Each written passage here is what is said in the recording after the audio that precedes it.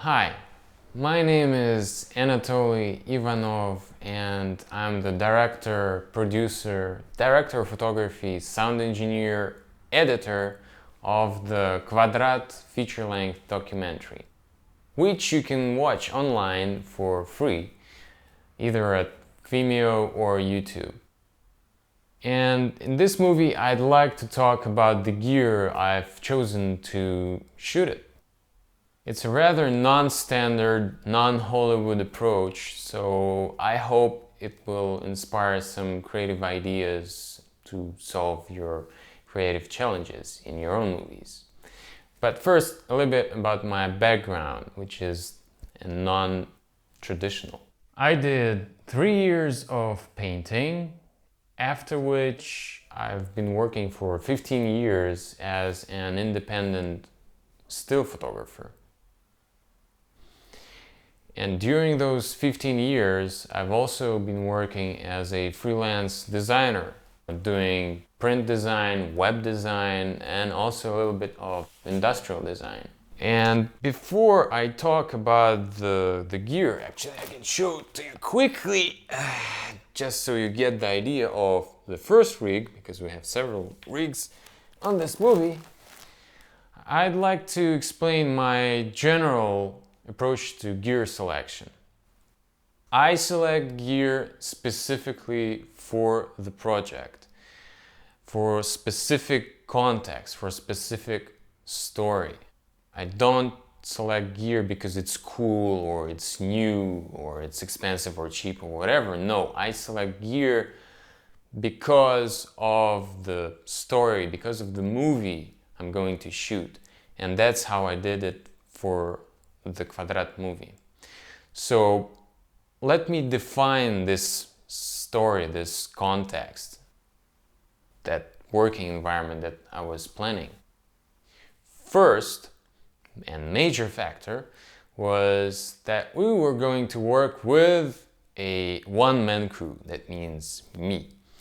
No focus puller, no sound man, no clipper loader. In other words, no film crew. Of course, we had assistants helping from time to time, but it was mostly me and the main character of the movie. The second major factor was that I was going to shoot in a very low light, and mostly artificial low light. So ISO wise, it was going to be around 2500 to 3200, typical. I don't say 2500 because I prefer to standardize with my French and my Russian, which don't use this convention, so bear with me. And I was going as high as 6400 ISO and shooting in those conditions without any additional lights. The third factor was that I was going to carry all the gear on me and without anyone's help. That includes, for example, my MacBook Pro, the chargers, the batteries, the cables, the lenses, all the clothing, my living accessories, just like my toothbrush, my medical stuff, my shaver, whatever, everything with me. It had to be completely self-sufficient. We were going to shoot abroad, far from production bases and in temperatures from plus 35 degrees Celsius to minus 15 degrees Celsius. And all this stuff would have to be carried in this little backpack. And even worse, I had to shoot the movie while carrying all the gear. It's about 15 kilos on my back and, just like this, running around and concentrating on the image, on the story, while carrying the stuff. Another huge factor was the look, the aesthetic that kind of looked the same as my still photography. After all, I've been doing it for 15 years and I wanted to make something similar, same colors, same kind of depth of field, tonal range, detail, sharpness, and all the gear had to be as compact as possible to shoot in cars, in trains, in planes, and not business class, but economy class. So, for example, we've developed this small rig here just for that, to be able to do that. And another factor was to be able to shoot in densely packed nightclubs with mostly drunken crowds and not kill someone dropping a huge slider or crane or whatever, sandbag or piece of equipment and killing someone while everyone is having fun and dancing around. The other factor that influenced the gear choice was just gear availability, and I'm shooting this documentary now, but I was considering the gear in spring 2011 and I had to choose what was readily available, no beta cameras. And the last factor, but of course not the least, was the budget, and we had a very low budget. The context that I've just defined filters out a lot of gear almost immediately, and I'll go through the consequences of this movie making context. First of all, low light. Low light means digital. Why? Well, simply there's just no film stock available at higher than 400 ISO. Okay, you can push process it, but still you're not getting into 6400 ISO with film. So I would have to choose digital. Second, the photographic aesthetic. Automatically, it means the sensor size should be at least as big as the 35mm cinema film. And that would be the major factor that allowed me to control the depth of field. Because my approach is that if I want to make it really deep, focus on the whole range, I can close the aperture and everything will be deeply focused. If I want a shallow focus, then I need to open the lens and I need the sensor to allow me this shallow depth, which automatically filters out all the kind of news gathering camcorders with deep focus. Although technically that would be the ideal for this kind of movie being shot by one person with audio integrated, very light, compact, all automatic. But it wouldn't work stylistically wise. And I'd require excellent photographic lenses, and I'll get into that more in detail later. The third consequence, the weight and bulk carried by me. Well, unfortunately, that means no tripod, because a cinema or at least a video professional tripod with a fluid head, they're just big and heavy. And I've tried to assemble something as light as possible and as compact as possible, and actually I'm shooting it right now with this tripod, and it's a Jito GT3541 LS systematic 6-section carbon fiber tripod. The legs. On top of that is the 75mm video ball adapter. And on top of that is the Zachtler FSB8 head, fluid head, which is great. But even that was just too big and too heavy to carry around while shooting. And of course, no dollies, because, well, even with the trackless dolly, is quite difficult to carry on your back in a backpack. No sliders, although there are some compact sliders, no jibs, no cranes, that would require a truck. No car mounts, because even the small ones would just, it's suction up here and here and here, just too big. And no additional lighting. Even the small LED lights, they take up space. And actually, that is okay. It's not as bad as no tripod, because I'm used to using a tripod. I'm used to working without any additional lights in still photography, so that's not a big deal for me. And I like that unlit look, and when I shoot, I just choose my timing and choose the perfect location with available light, which look good. The fourth consequence is quite a big deal. No focus puller. Because if I choose the cinematographic aesthetic, that means manual focus.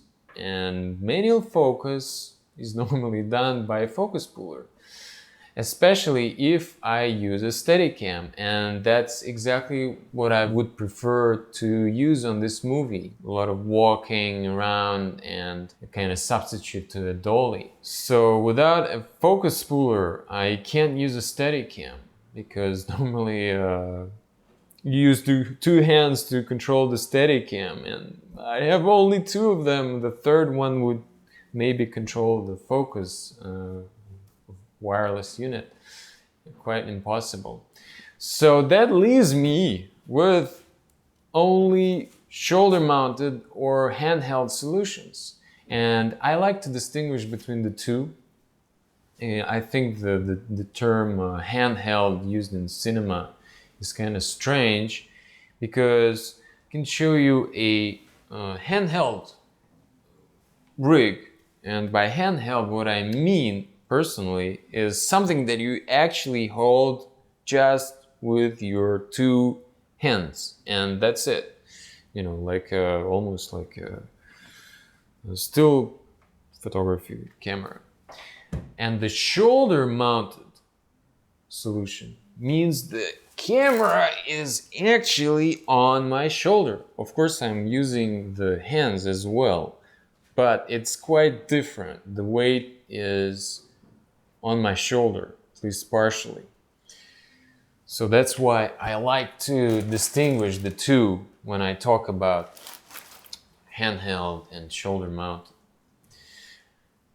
The consequence of the lenses, which I've talked about earlier,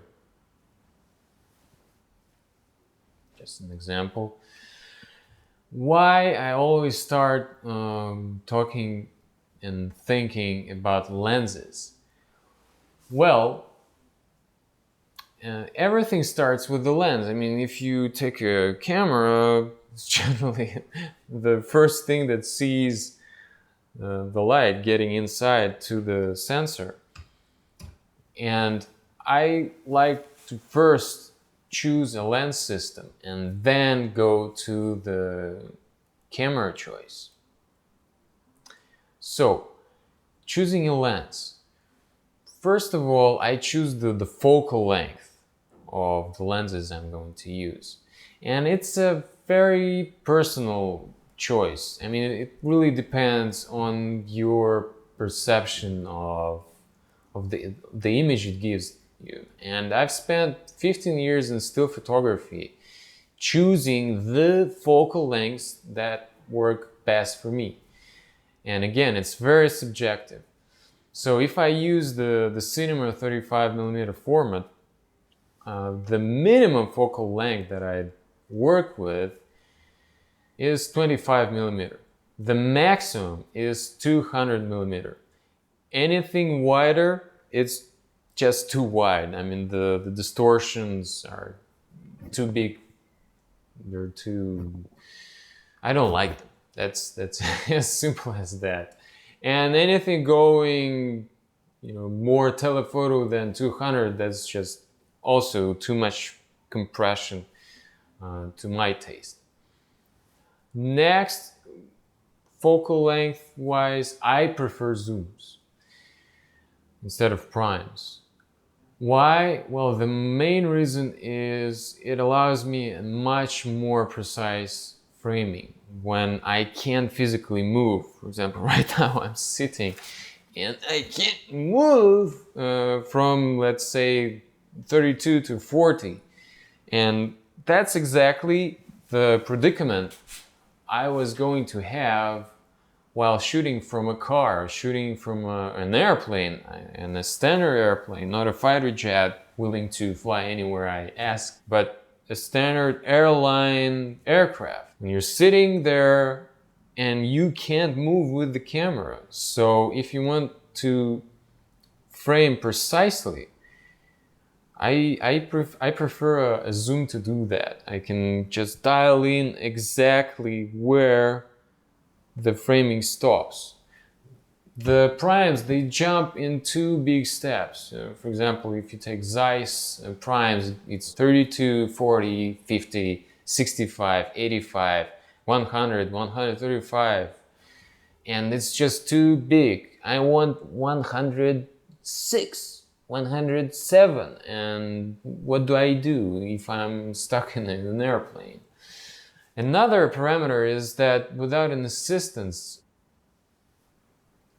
from people around you, zooms are just easier to use. They're just less rig changes. If you have two assistants, they just say, oh, I want 40 here. No, change it for 85. And they do it for you. When you're alone shooting the thing, the less work to change and set up your rig, the better. And if I want to cover the full spectrum from 25mm to 200mm, zooms are just lighter, to operate when you're on the rig and just to carry around, like in my lens pouch.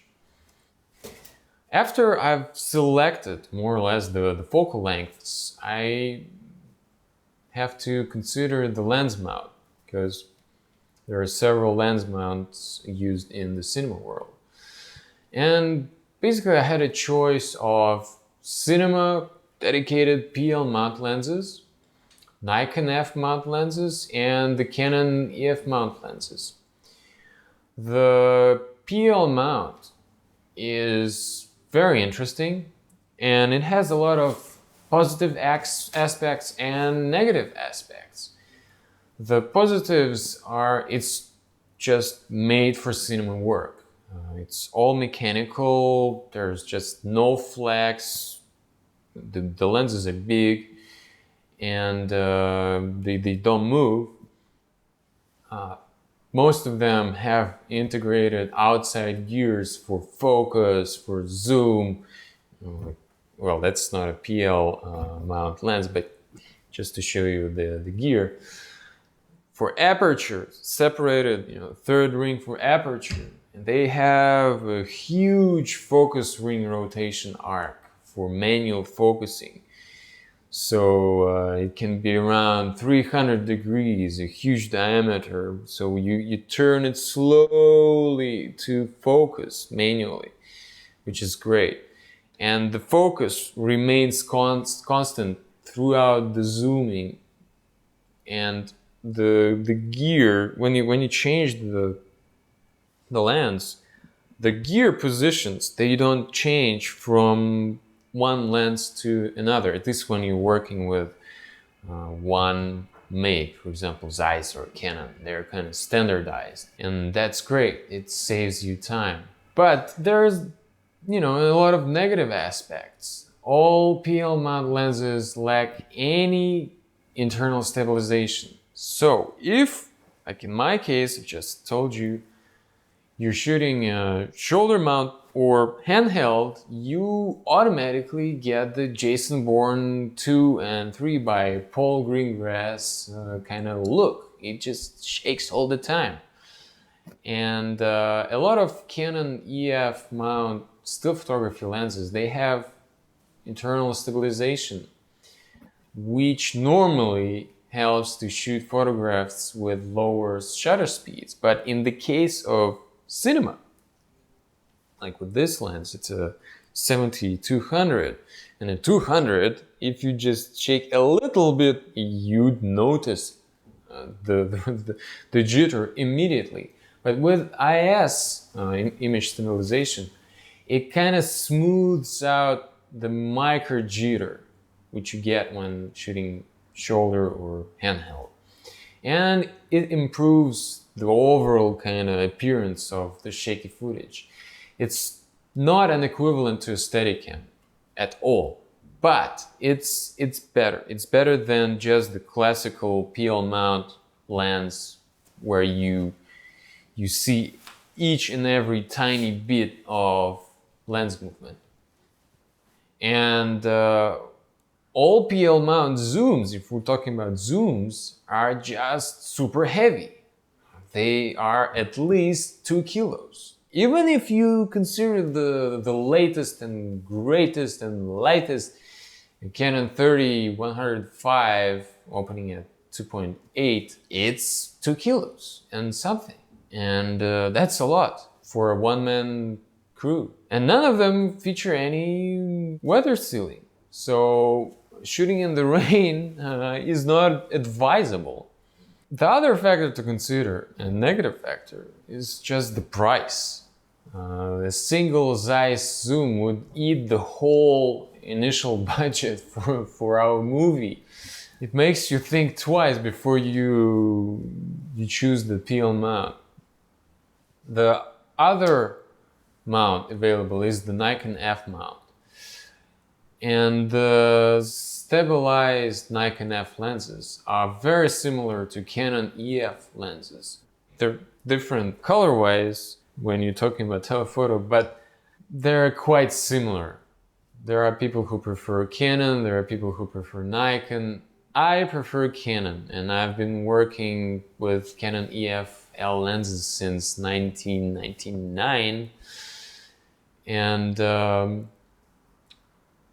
so the Canon EF mount also has a lot of positive aspects and a lot of negative aspects.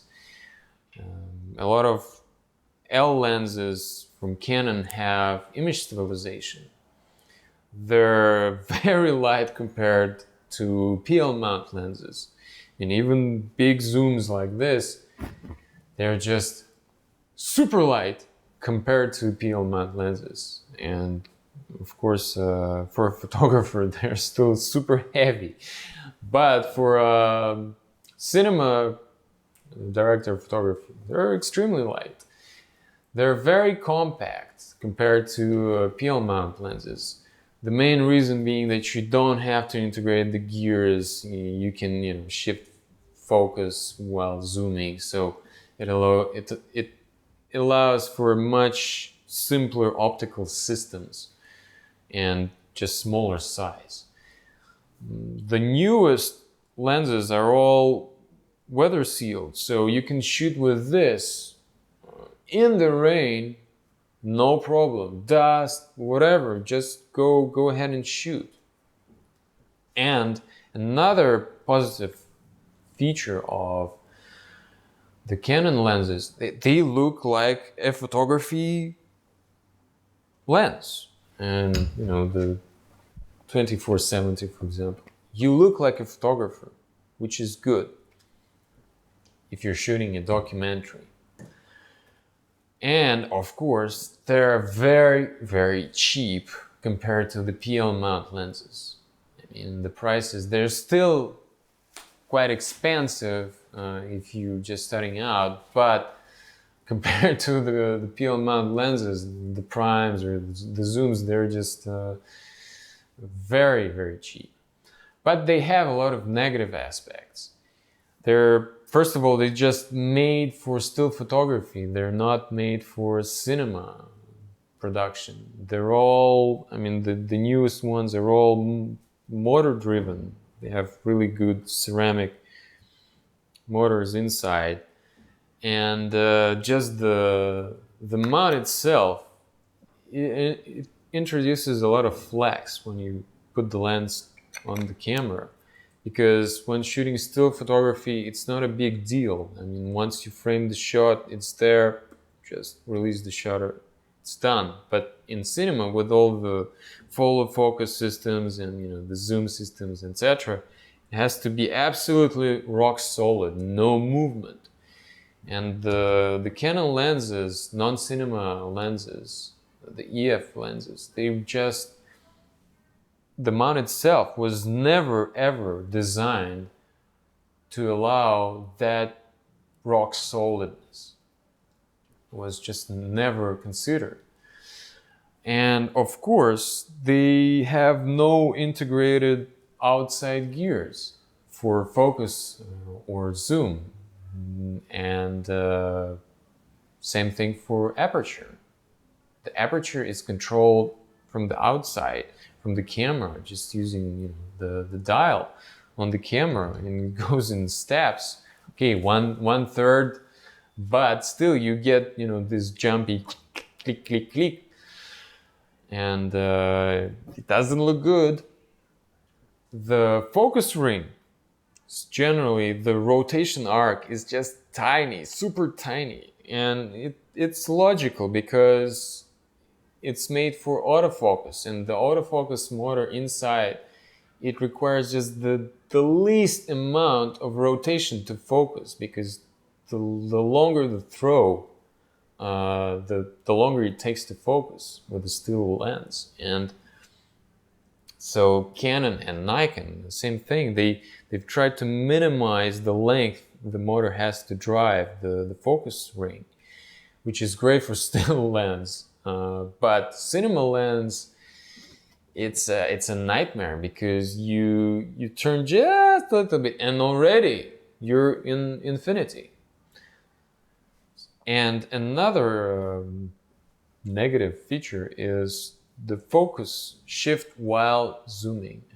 On the 70-200 I have here, it's not as bad, but on the 24-105, it is very, very present. So if you focused on one point and you're zooming while shooting, the focus starts to shift. So you have to zoom and change the focus at the same time to remain focused on the object you're zooming in or out. And that's possible, and I've done it, and I've been doing it actually for quite a while, but it really complicates your life as a DP. And of course, the gear positioning, outside gear positioning, is completely inconsistent. So when I change a lens, for example, let's take this one. As you can see, that's the 24-105. Compare it with the 70-200. You have to change the follow focus, and on the other side you can see the zoom control each time you change the lens. And it takes time, it takes effort, and it's a pain. But now let's talk about optical quality, because okay, you know, all the outsides and the ergonomics, nice, but what about the final result, the image itself? In my opinion, and it's not just an opinion based on some deductions, it's really tests. Most top-of-the-line lenses by Zeiss, Fujinon, Canon, Nikon, they're all great. And they're all made for high-resolution sensors, and they provide a very nice image. And people who say, "Oh no, the cinema lenses are so much sharper, much, the levels of distortions are extremely low." Well, in most professional still photography or cinema lenses, they're all kind of create a very, very nice, very sharp, distortionless image. So that's not a major factor. So now that I've defined the lenses, the parameters for the lenses, I can go into camera bodies. So again, only digital cameras, no film cameras. Otherwise, I'd choose an ARRI, of course.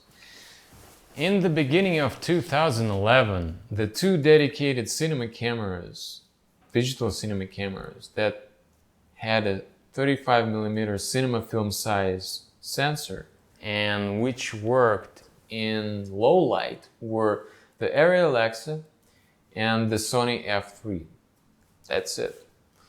Not much choice. The Red Epic is great when you light your scene, and as soon as you go really into darkness, it's not as great.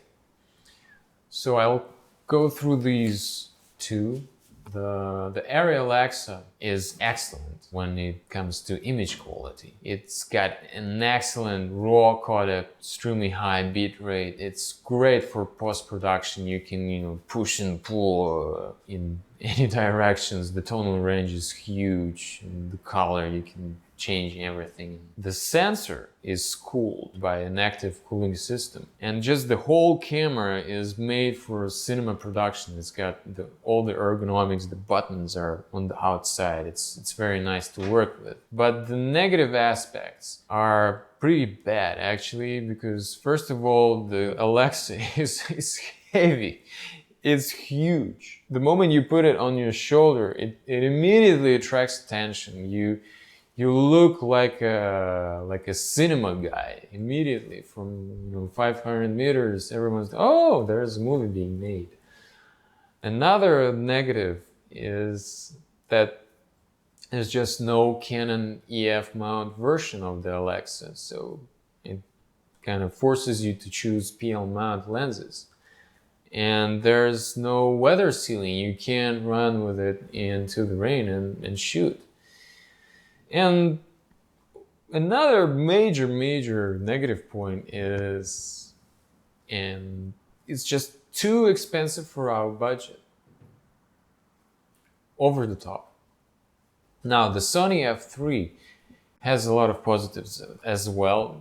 Very nice image, very good codec, bitrate options are great, so you can color grade and change your picture in post as much as you like. And it's smaller than the Alexa, quite a bit smaller. It looks more like a news camera than a cinema camera from the outside. But it still has the cinema production ergonomics, all the inputs, outputs, the buttons. But it's still quite bulky. It's still quite heavy for, a one-person team. And it still attracts a lot of attention. You look more like a TV newsman than a cinema production man. And it has no elegant Canon EF mount adapter with working image stabilization. Yes, there are some adapters that allow you to choose the aperture, but the IS is not working, and the whole point of choosing a Canon or actually a Nikon F mount with stabilization is the stabilization, and suddenly you don't have it. So why choose that? You would still have to choose a PL mount lens. And it's still not weather sealed. You can shoot in the rain. And it's still a bit too expensive for the budget. So that left me basically with just still photography digital SLRs to be adapted and used as cinema cameras. And I've considered several cameras, all of them Canons, the Canon 5D Mark II, the Canon 1D Mark IV, and the Canon 7D, which I immediately kind of discarded because it was just worse image-wise than the 5D or the 1D. I know it allows you to kind of modify it and use it with PL style lenses, but in my case, as I was more thinking about the Canon lenses, it just wasn't being an argument for me.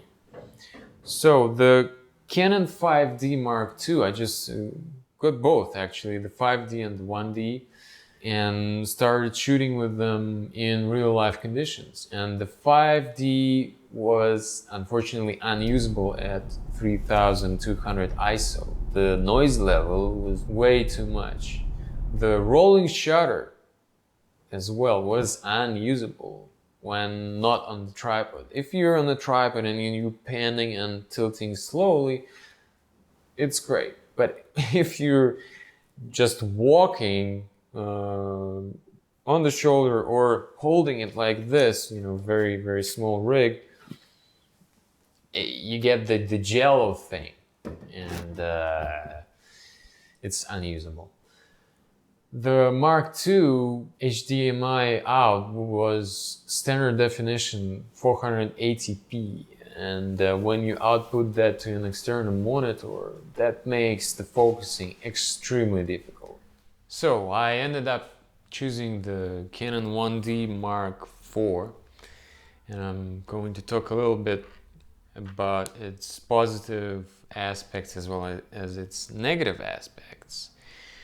The great thing about it is, of course, it has the Canon EF mount, which works great with Canon stabilized lenses, which in the case of this movie was a huge asset.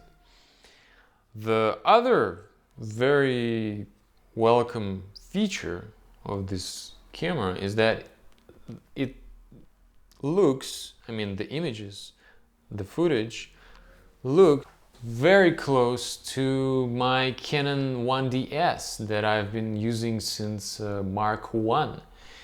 And okay, it's not the same sensor size, it's smaller, and it's not the Canon 1DS raw 16-bit images, but still it's quite similar in the way the color works and the way the tonal range presents itself.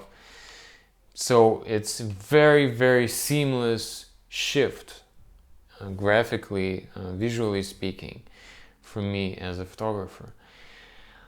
Another very important feature is that it's very, very usable at 3200 ISO and even at 6400 ISO.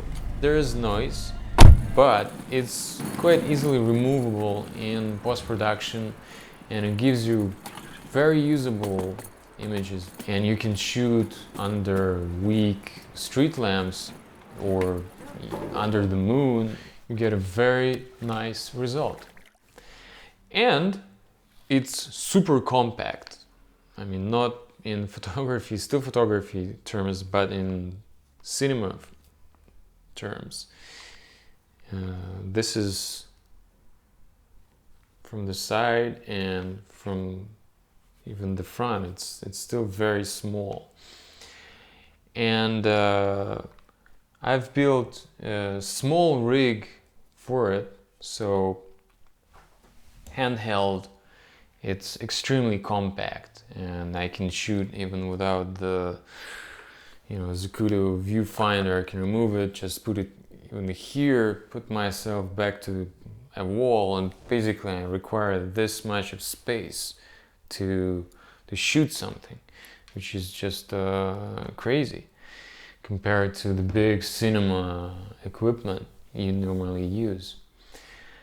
Another very positive aspect of this camera is that if you're using the compact handheld rig, you look as a standard, well, not standard, professional photographer. And believe me, looking like a professional photographer is always better than looking like a cinema or TV crew in places like Russia. If you start shooting like a TV news reporter, you immediately get yourself into trouble. If you have anyone on the crew who speaks Russian with an accent, it's even worse. So looking as a photographer is great when you're shooting a documentary. And of course the ability to shoot with it in the rain is just something that I wasn't appreciating as a still photographer, because we've been able to do that for years and years. I mean, even before digital came along. And when I got into cinema, I was absolutely shocked to find that people use plastic bags to be able to shoot scenes like, the Inception rainy scene. That's just ridiculous, in my opinion. And with this camera and appropriate L lens, you can do it without any additional gear. Perfectly feasible. Now, the negative aspects are quite important too. First of all, the codec is just terrible. It's low bitrate, it's overcompressed H.264, and that means it's impossible to push in post-production. I mean, the image just starts to fall apart and get posterization, bending, in the sky, or if you remove the noise, for example, from a 6400 ISO footage, under it what you find is actually the H.264 compression artifacts, which is not very welcome. Another huge problem that I've discovered only during production is hot pixels. Looks like a pink or green pixel on the image, just permanently on, and because it lacks any active cooling, there's no fan, no liquid cooling system, the sensor overheats when used at high ISO, and it starts to get random hot pixels, and it goes away only when the sensor cools down. And so we had to buy two camera bodies. So the camera B used on the small rig, and the camera A used on the main rig.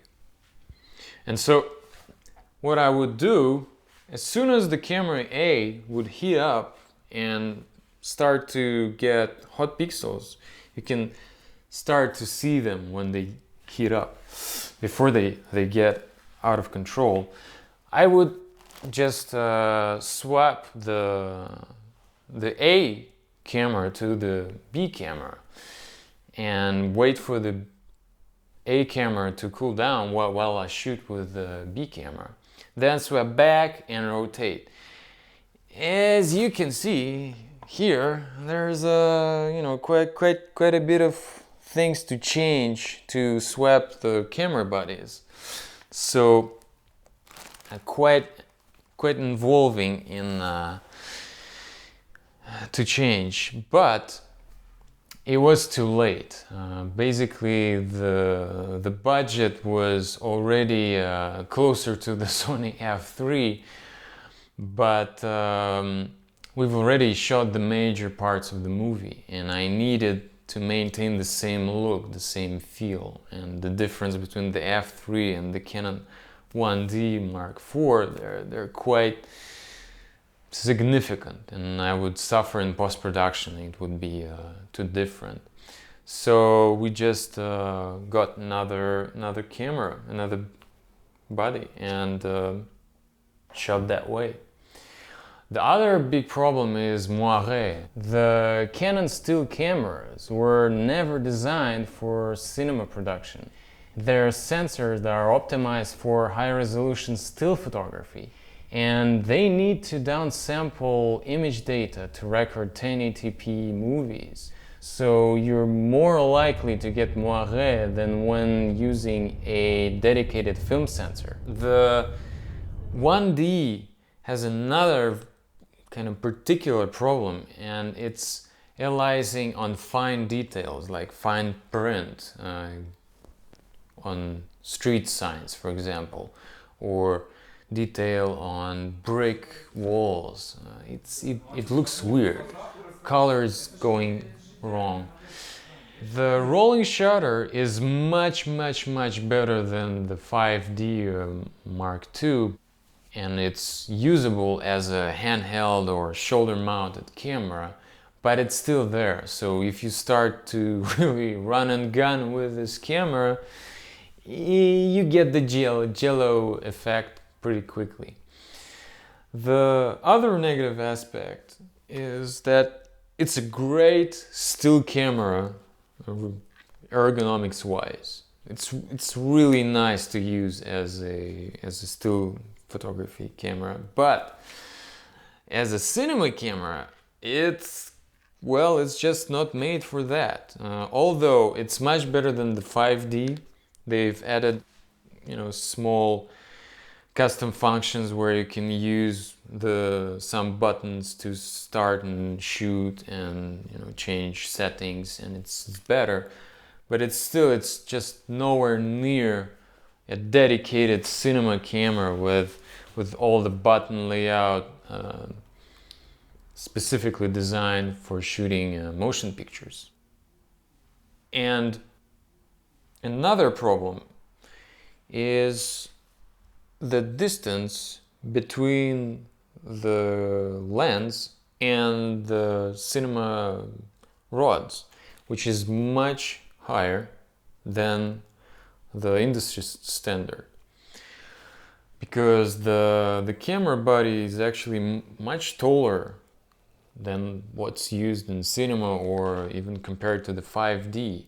So most cinema accessories, that means the follow focus units, the zoom devices, etc., they just, you buy them, you put them on the rods, and they don't work because it's just much higher. And the manufacturers of these accessories, they absolutely stated clearly that we do not support this camera because it's non-standard height. And that had to be solved by customizing everything. And I'm going to get into that later. But overall, this is really the best camera within the budget, within the technical constraints, within the weight and bulk, etc., constraints that I've spent a lot of time explaining. This is really the best camera that we could get at that time in the beginning of 2011. Of course, today there are much better, newer cameras on the market which you should consider if you're thinking about your next project today. For example, the Canon 1DX, which is the equivalent of the 1D Mark IV that I've used, or even better, the Canon C300, or even the Blackmagic Cinema camera. They're much better almost in every aspect. Now that I've chosen the camera body, the Canon 1D Mark IV, which lens? Well, with this body and my lens requirements, I chose only two lenses, and that is the Canon 24-105mm L lens with image stabilization, and a 70-200 2.8 IS, also image stabilized lens. And interestingly enough, it's the same lenses I use in my still photography work, which is much simpler for me as a switch, because they have parameters and look that I'm used to, and I know what's going to happen if I use them on a particular color or whatever. And I wish I could use more of my other Canon lenses, for example my tilt and shift lenses, and I brought a 24mm on the first day of the shoot with me, but it turned out there was no space in my backpack for it, and so I left it on the second day and couldn't use it. The lenses from Canon that are made for still photography, of course, need to be modified to work with the follow focus on one side and with the zoom control on the other side. And to do that, what I prefer is the very stiff, very nice RedRock micro lens gear that wraps around the lens and exists in different sizes and also exists in black instead of RedRock blue, which is kind of nice and adds a touch of color here and there, but I prefer black for stealth reasons. And their lens gear is excellent. It's really rock solid. It's made out of very hard plastic and it increases the diameter. If you look like this, you can actually see that the initial diameter of the lens is this big, and then with the lens gear you increase this diameter. So this is the case for the zoom control, but with the 24-105 it increases the diameter significantly and it doesn't shift at all. I've shot with these for a year and never ever had to readjust or move them even once. And the plastic, actually, it's so hard that during one shoot I just cut myself and I still got the scar. It was, blood all around, and of course I didn't notice it because it was dark, and after we wrapped the shot and everyone was like, "What's that red thing on you?" "Oh, it's blood everywhere." So just to tell you that compared to, for example, Zacuto's lens gear, this thing is almost as hard as a metal gear, because the Zacutos, they would just get mashed into unusable porridge by my crossed seal or other gear. The front element on each and every lens I use, either in photography, still photography, or cinema, should be protected with a UV filter, in my opinion. Why? Because it costs nothing compared to the front element, the replacement of the front element, in case you break it, you scratch it, or whatever. It actually happened once during the shoot that while cleaning the filter protecting the front element, I've scratched somehow the surface, and it was very easy to replace in time. I mean, in about 2 hours. So that's in addition to each and every lens, a simple UV filter. Film production, when seen from outside, looks a little bit like grown-ups playing with Lego, and for a photographer it's almost never necessary to invent your own gear. Okay, in the studio you have to improvise with lighting, with props, etc. But the gear itself, the camera, basically you go buy it and it's already good to go. In the film industry, inventing and adapting gear is a standard approach. which for me was quite a surprise. But it does allow custom solutions tailored to your needs, and that's exactly the approach I took for building two rigs. The main heavy big rig, which you can see here, and that's the rig that's shoulder mounted, as I've explained. I don't call it a handheld rig. Okay, I use the hands, but mostly the shoulder. And this is the rig that I've used to shoot the main scenes, and whenever I could use this one, I would use this one because it's the most stable, it has the biggest screen, etc. And the second rig that I've built for this movie is the handheld rig. Showing you now, it's not actually, what you see is not the complete build up, because I'm using parts of this rig to actually film this movie, but you get the general idea. There will be a handle, I'll get into that, and I'll shoot this one specifically, because actually the compact rig reuses some of the elements of the main rig just for lightness and compactness of the whole thing. Like the follow focus is reused from the main rig on the compact rig. And the small rig, the compact rig, allows to shoot in very tight spaces like planes. And it looks almost like a photographer's camera, which is great in places where you don't want to be looked at like a cinema or news gathering team.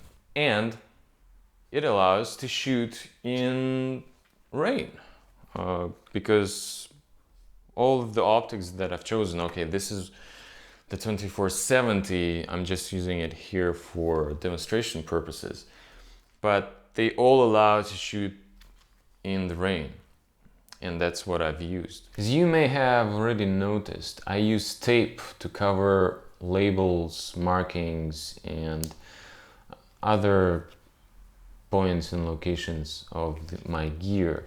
And actually I use electrical tape instead of the classical gaffer tape.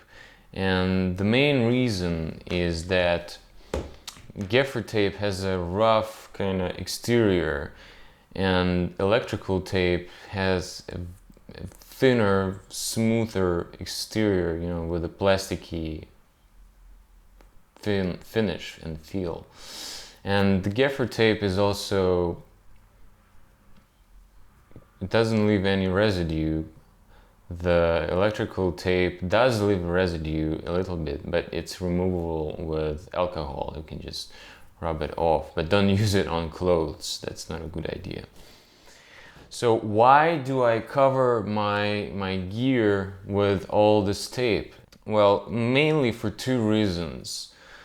The reason number one is that it gives your gear a kind of do-it-yourself look, and it looks just cheaper, and even like gear falling apart with the port out, etc.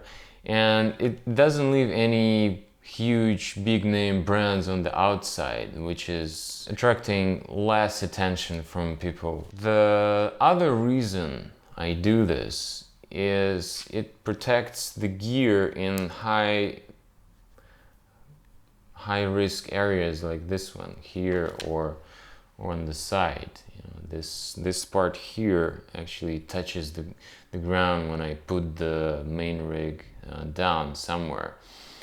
And it's much cheaper to just replace some tape than to replace the whole camera body. And when you want to return your gear, if you're renting it, or if you have bought your gear, you want to sell it, you just sell a better preserved gear. And cinema gear generally gets more abuse than still photography gear, simply because you shoot continuously for longer periods of time, and you don't notice your surroundings as well as when shooting still pictures, because you're all the time you're focusing on the framing and you're shooting continuously.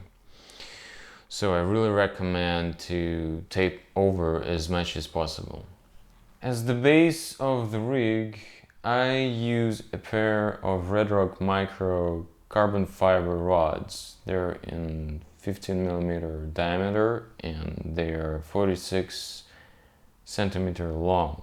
I prefer carbon fiber to aluminum because of its stealth, it's lightweight, and its somewhat warmth in cold weather. The length should be as short as possible for compactness, but as long as possible to fit all the stuff on the rig.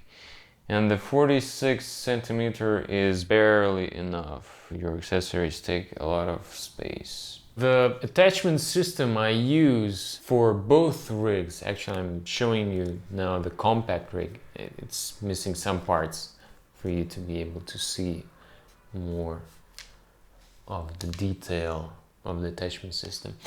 It's the attachment system used in still photography world, and it's using the Really Right Stuff, also called Arca Swiss sometimes, system.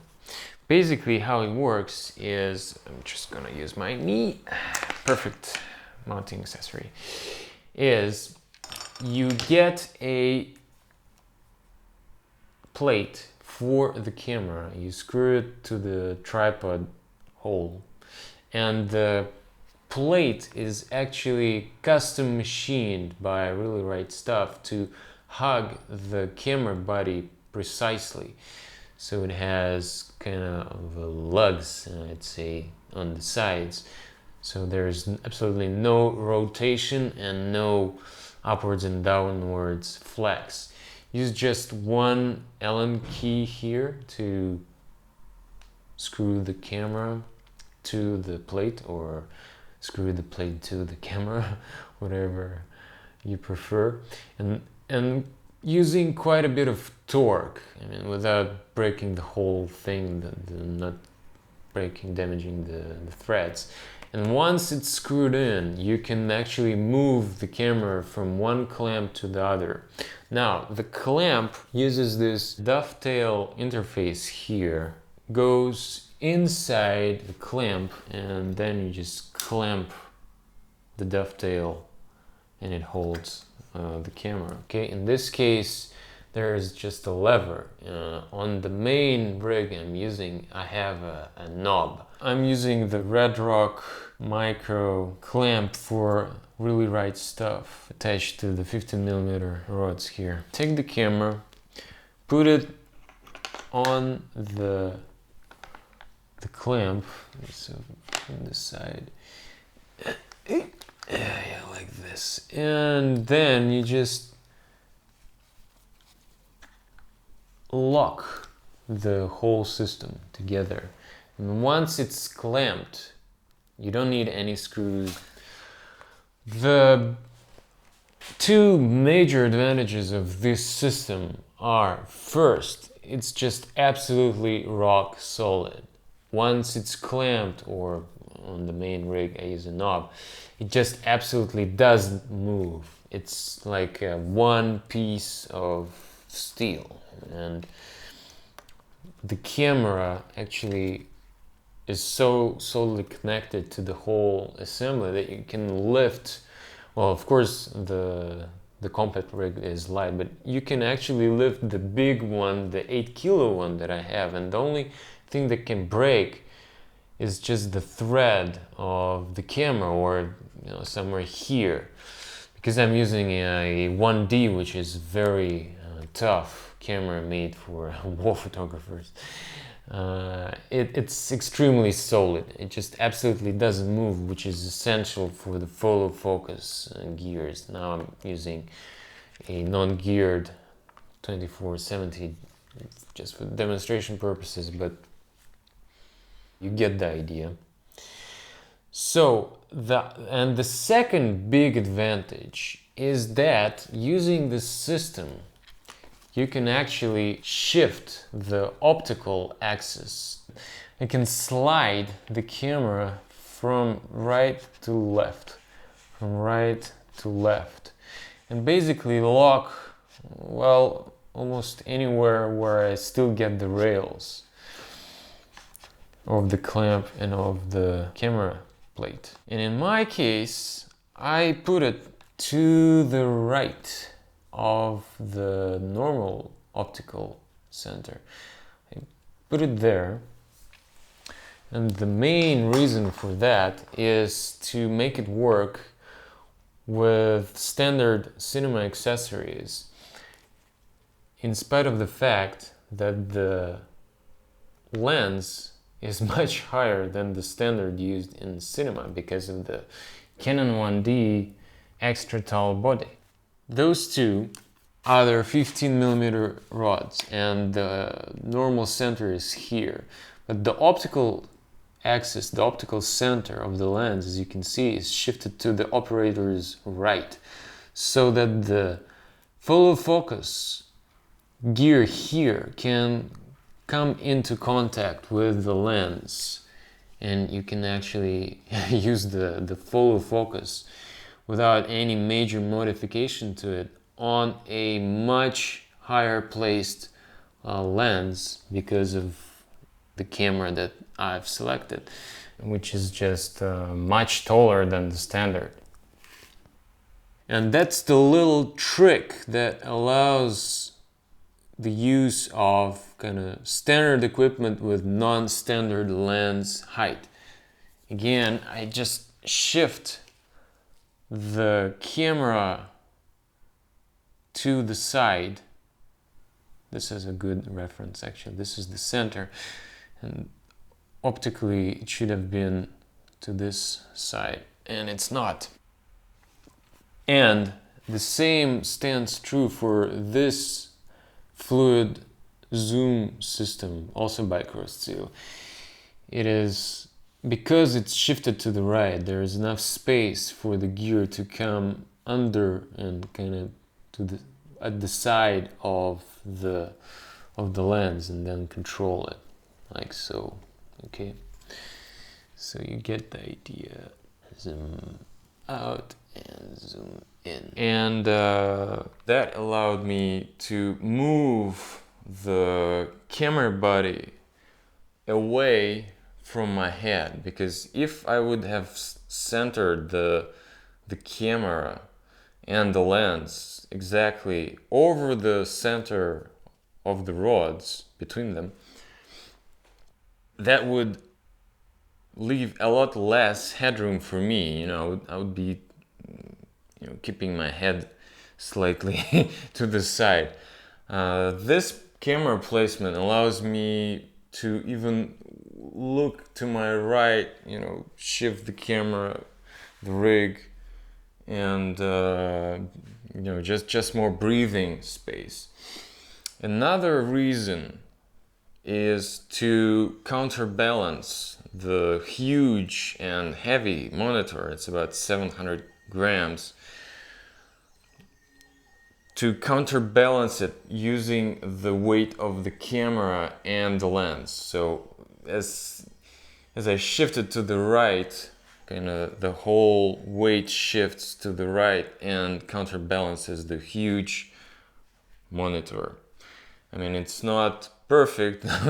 In physics, I would move it maybe half a meter to my right, but it's already better. So I'm using the Really Right Stuff plate for Canon 1D, the B2 Pro 60mm screw release clamp with a knob, and the Redrock Micro clamp for Really Right Stuff interface, which works with standard 15mm rods and allows to use any other Arca Swiss style clamp on top. For comparison, this is the same setup that I'm using for the compact rig. The only difference is the clamping method. On the compact rig, I use a lever which opens like this and clears the dovetail and closes down like this. On the main rig, I prefer a screw knob, simply for access reasons and for slightly greater clamping force. But even on the compact rig, the lever clamp creates an extremely strong assembly. On the Really Right Stuff clamp, there are 3 holes, and you can use 2 of them to screw the clamp to the Redrock Micro clamp made for Really Right Stuff system, which works with industry standard 15mm rods and gives you a very low and tight system to hold your camera. If I rotate it and show you the underside of the Redrock Micro platform, it has 5 very nicely threaded holes, which you can use to attach stuff under your rig. And in my case, I'm going to show you later on, I'm attaching the shoulder assembly using those huge bolts, using American non-matrix thread. So we basically screw it in, and it gives you an extremely solid attachment. You can use these to connect the Redrock Micro shoulder pad to the whole rig. Basically, here it's taped, so you can't see it, but trust me, there's a huge hole allowing you to pass these screws in, and using the 2 holes connect the shoulder system, shoulder pad, this thing, to the rig, to the Really Right Stuff clamp made by Redrock. The only modification that you need to do is remove the threads on these 2 holes, because the shoulder pad by Redrock, it comes with holes already threaded for the same size actually as these screws, and you can't of course attach 2 threaded systems, so you need to remove the threads on the shoulder pad. And it's actually pretty easy, just file them with a round file and then screw it in. The Redrock Micro shoulder pad has 2 holes here, which you can use to attach it to a tripod plate. And it's great, basically attach permanently a tripod plate here, and you can switch from a shoulder mount system to a tripod mount system in a matter of, okay, let's say 15 seconds. And it's really handy. In my case, I was not going to use a tripod because it was too heavy. So instead of using the tripod, I've used these to connect the audio recorder underneath. It's just a piece of aluminum. I made it in AutoCAD. It has drilled holes for the Redrock Micro shoulder pad and 1 hole for the audio recorder. You will need to rethread the holes on the Redrock Micro shoulder pad because they're not threaded deeply enough. I don't know why, but it's quite simple to rethread. So in the end, well, I just painted mine. It's the same plate, and then I added some padding.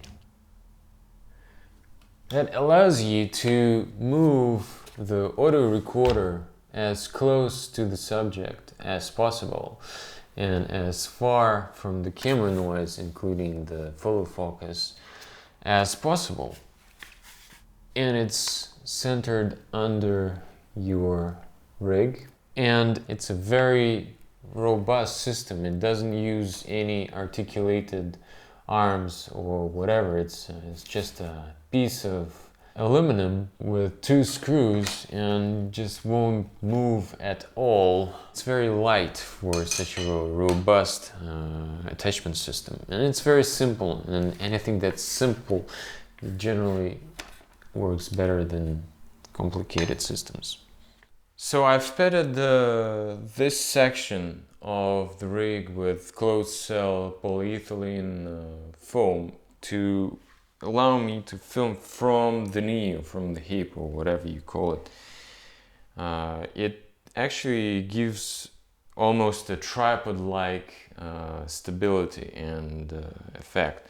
So basically I'm squatting like this, and I roll the camera. I can watch what's going on the screen, on the monitor, and just brace the battery to my knee and film.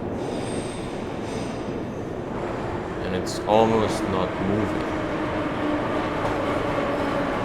Of course it depends on the muscles of your legs, but you can pretty much be extremely precise and stable with this.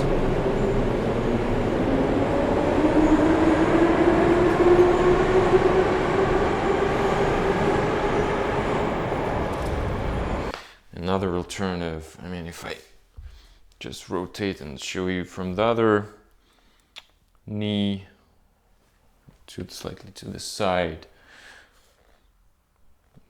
using both hands and the full focus, and you can even do pans with it, you know, quite good pans, just like this. Have one rotation point.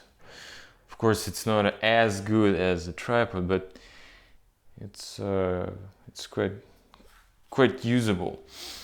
And same thing, you know, from another point, and you know, at a lower level, you can maybe put it higher like this, and just lock it up. The video control or framing system determines the layout of the whole rig, whether big or small or complicated or simple. Basically, where you put the handles, where you put the follow focus, like on this one, where do you put the body brace, etc., etc. Why? Well, it's pretty simple. Humans have to see things and they use their eyes, and where you're looking determines how you put the other stuff around. And today we have only 2 solutions to control the framing, the picture. The most obvious is a dedicated viewfinder. On a cinema camera like the Ariel Alexa, it's integrated inside the system and generally very nice. On a camera like the 1D Mark IV, you don't have such nicety, and you have to use a snap-on viewfinder like made by Zacuto, or you can use an external viewfinder and use the HDMI out to view the picture. And that's how you would do it, and that's how I did it in a lot of cases. The other solution is an external monitor, you know, like this one by Marshall, and you basically take a look at it like this. And I also put off my glasses because I'm short-sighted. And the choice between the 2 solutions, the viewfinder or the external monitor, is very personal choice. I don't like viewfinders. I feel completely cut off from reality around the frame, and I know that it's one of the main reasons a lot of people like them, because they need to concentrate on the picture. They don't want to see, you know, the stuff around. They just need the final frame and that's it. But for me, it's extremely important to know what's going on around me, around the picture, what are the opportunities around me. And I just need to watch my step, because I I generally don't rely on an assistant to keep me vertical when I walk up the stairs or whatever. And a monitor allows me to remain aware of the surroundings, and it keeps my both eyes open like this. Even though I'm short-sighted, I can still see that there's a truck ready to run me over. And in still photography, it's different, because if something outside is happening, well, it's not a big deal. You just reframe, and you can actually shoot with one eye in the viewfinder, the other out of the viewfinder, and it's not as cloaking as with a big cinema viewfinder. But in documentary cinematography, you really have to anticipate that something is going to enter the frame, something unplanned. It's very different from fiction cinematography, where almost everything is planned in advance, and you have the marks and focusing marks, and the actors move almost exactly as you tell them if they're good. And so for me, it's important to kind of have a general idea of what I'm shooting, and that's one of the main reasons I use an external monitor on the main rig. Now that I've chosen the viewing solution, that means the external monitor, I can build the rig from that.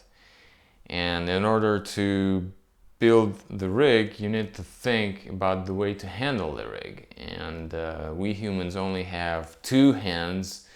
And in my case, my left hand is weaker than the right hand. And so while building the rig, you need to think about where you put a handle or some other implement to hold and operate the rig, because you need not only hold it, but also focus. And you see, I changed to my right hand, which is stronger. You can zoom with the other hand and adjust the settings on the camera, and also adjust the audio input and output levels, because in my case it's just one operator. I don't have a dedicated sound man, and I don't have a focus puller. So the left hand on my rig, on my main rig, is just holding normally the main rig, and sometimes, as I've just shown you, zooming around. The right hand, which is my strong hand, is holding the rig like this, with this weird handle, and at the same time I can spare some power to focus and to adjust the camera settings and to adjust the sound levels.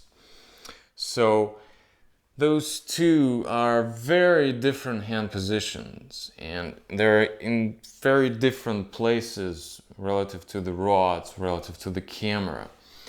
And the kind of standard cinema handheld, I don't like that term, it's a shoulder mounted approach, is to use a handlebar kind of system, which works great if you have a focus puller, and the focus unit would be more on the left, or maybe with a wireless system with a motor to allow someone to adjust the focus while standing a bit farther away.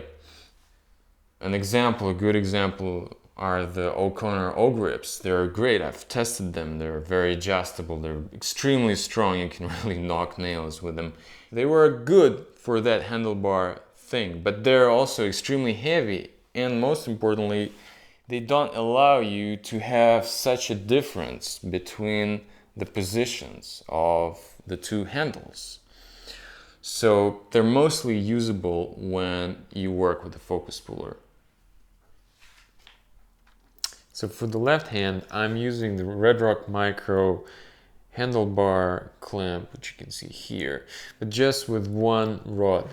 And I bought the longest version available, which is a 8-inch length, and then cut it to size. It's painted for stealth, and some of the paint is coming off after use, of course.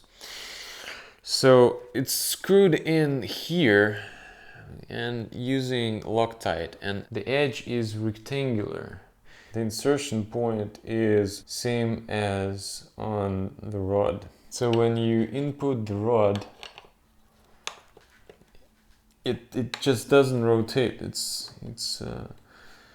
Rotation is limited by the rectangular shape of the socket. So if you put a lot of torque upwards or downwards, it does not rotate in any direction. It's very, very solid. It carries the Redrock Micro handle and the monitor on the side, and the Zacuto swivel, if I pronounce correctly. I can lift using my other hand the whole rig with just one hand.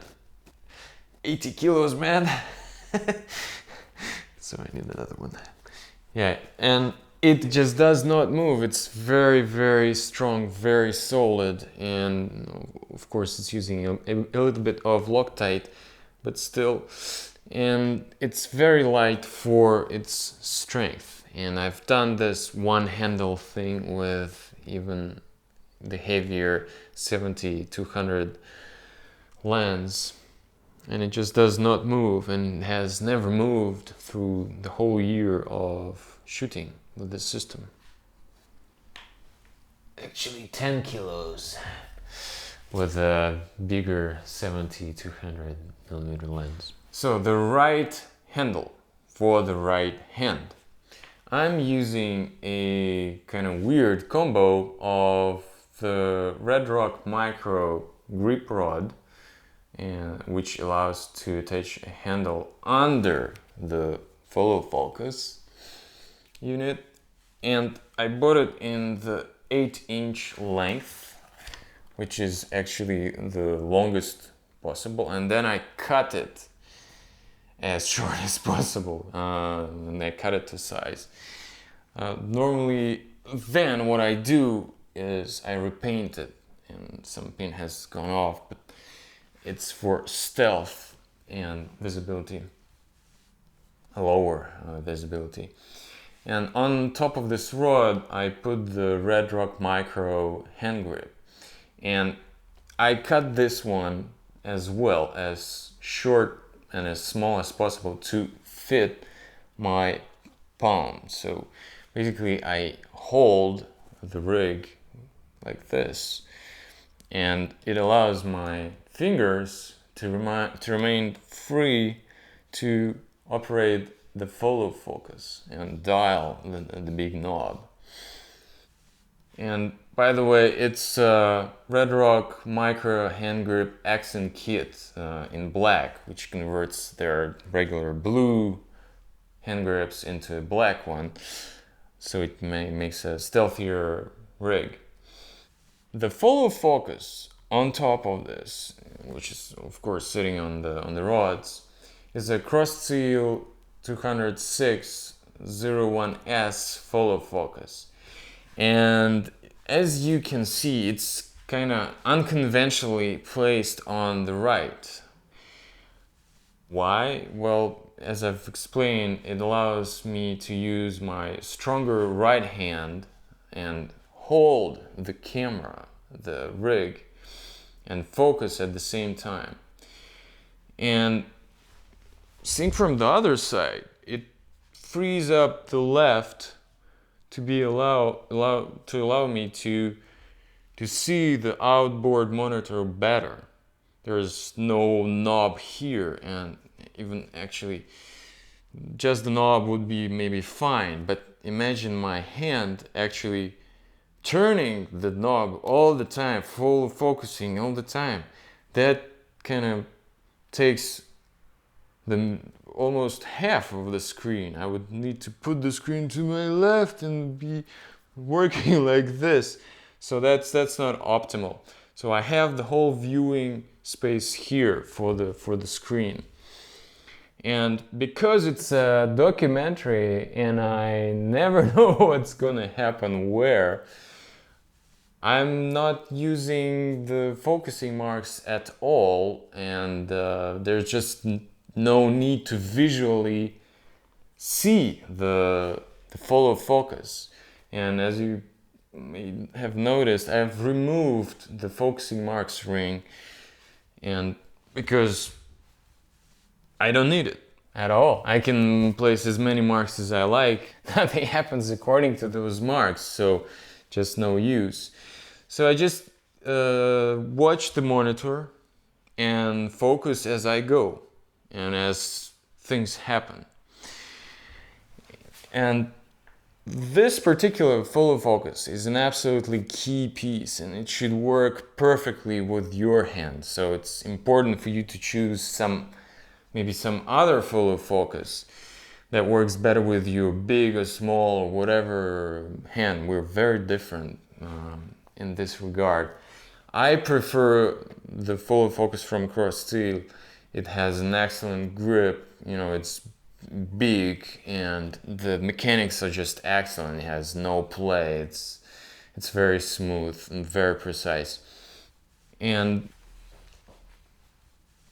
the better ones that I've come across are the huger, larger, heavier ones also from Crosssteel, from Arri, and from O'Connor. And this one is compact enough to be used on a one-man rig. To lift and carry the rig around, I use a Red Rock Micro handle without the exterior rubber. Cut to size, and I've just put some gaffer tape over it just to round up the edges. And it's barely long enough to hold with the hand, and short enough not to come into contact with the camera and the Zacuto Z-Finder mounting frame. Very small, very compact, and very light. This thing here, an extremely important thing, is the Z-Mount Zwivel by Zacuto, if I pronounce correctly. And it allows to attach this Crosssteel 3025 DV Balancer body pad rod running from the top, from this rod, it's also 15 millimeter, down to my basically the rib cage and belly, depending on the height. You can adjust it here, like sliding like so, if you want to lower it and have a little bit more tilt. And this system allows to use the rig actually hands free, like hook ma, no hands. If you add a little bit of hand stabilization to this, and you don't move your torso too much, or actually if you can remain absolutely stable, the result is almost like a tripod, and you can stand there without almost any noticeable movement in the frame, which is especially extremely important for a longer lens such as the 70-200 I've been using, which allowed me to shoot extreme close-ups of the needles on the vinyl, for example.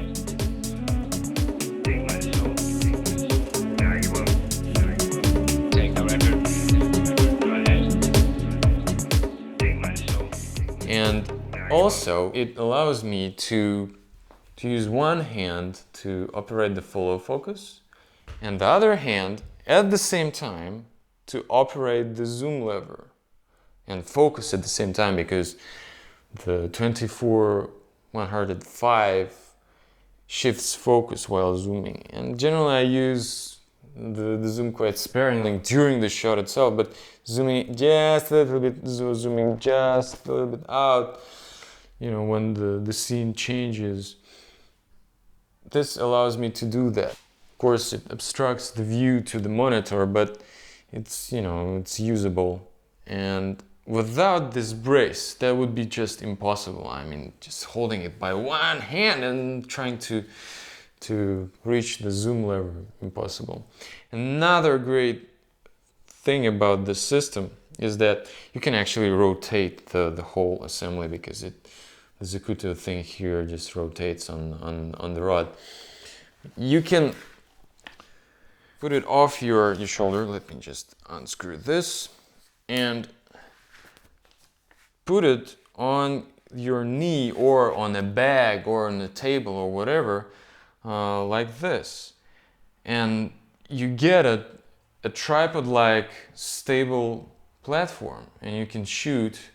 Well, essentially it's a monopod, and you can shoot like this. I'll just add both of my hands and control the focus at the same time.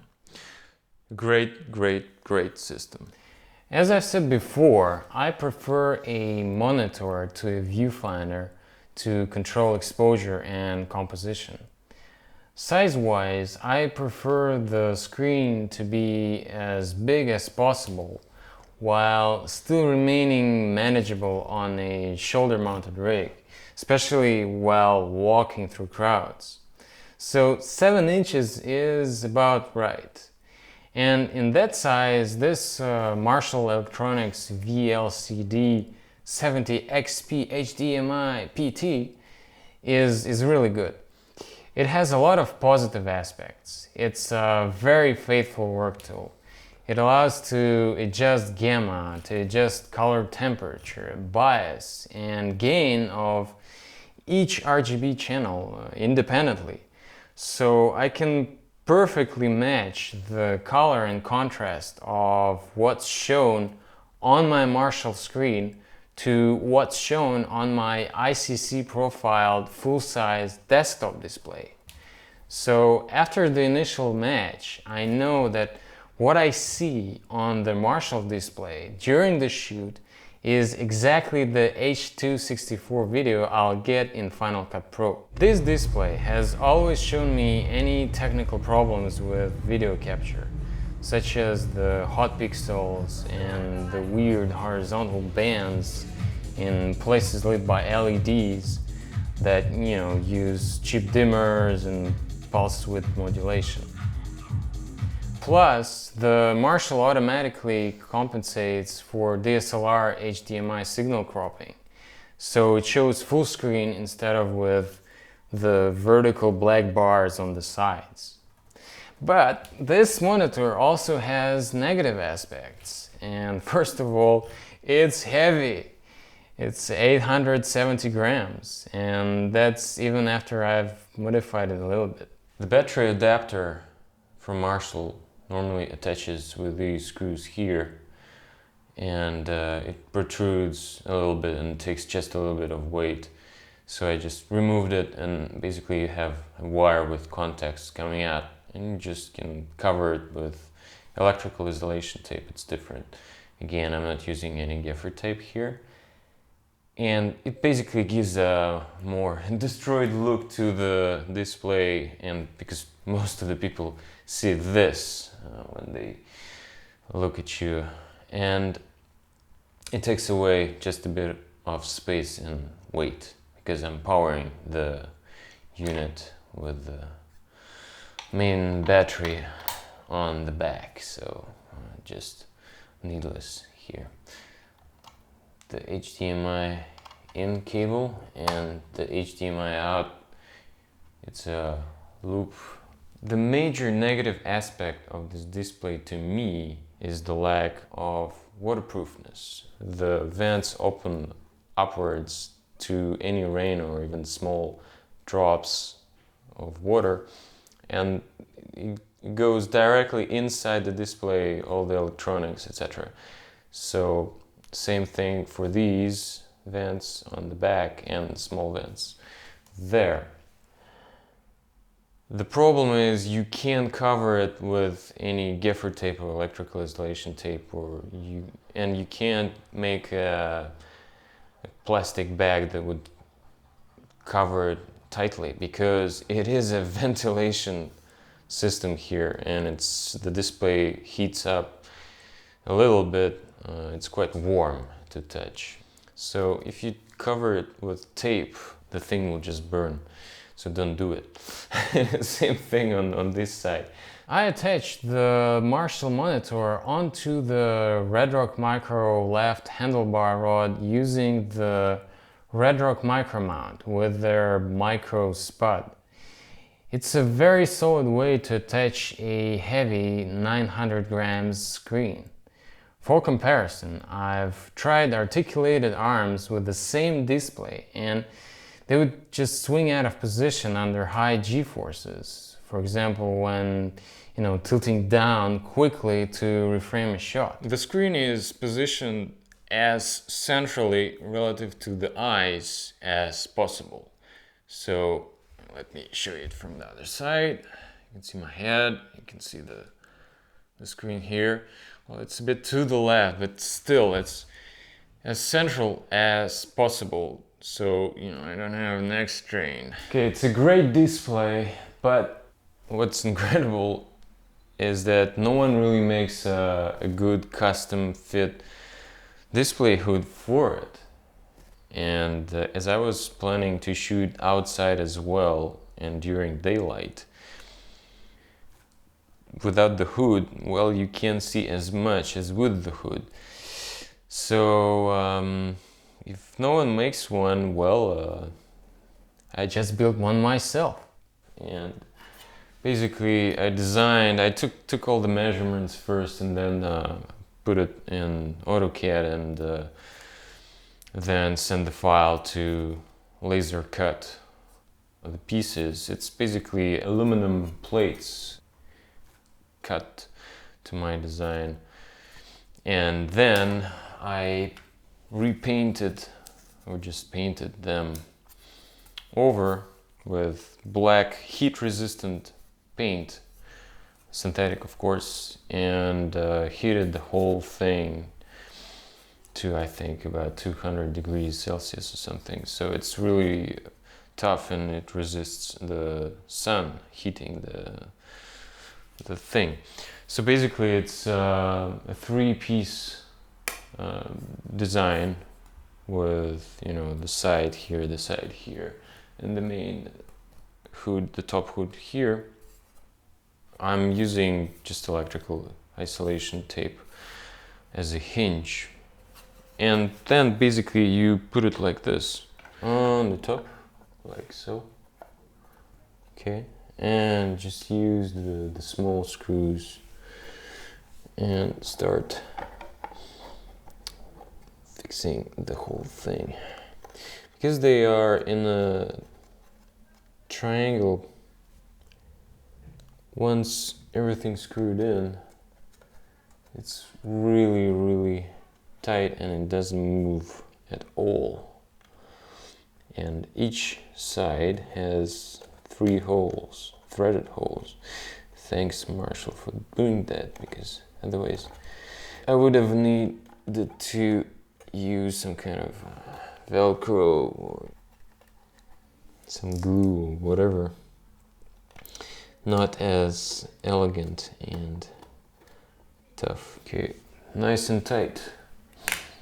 And okay, it's same thing on this one, but as you can see, it allows me to use the zoom lever to control the zoom freely. And also when I change the lens to the 70-200, the zoom control moves even closer to the hood. But of course I calculated the position of it, so it's It's enough to cover the display and works really nice under sunlight. To feed the video signal to the Marshall monitor from the Canon 1D, you have to use the easily damaged HDMI mini port on the camera.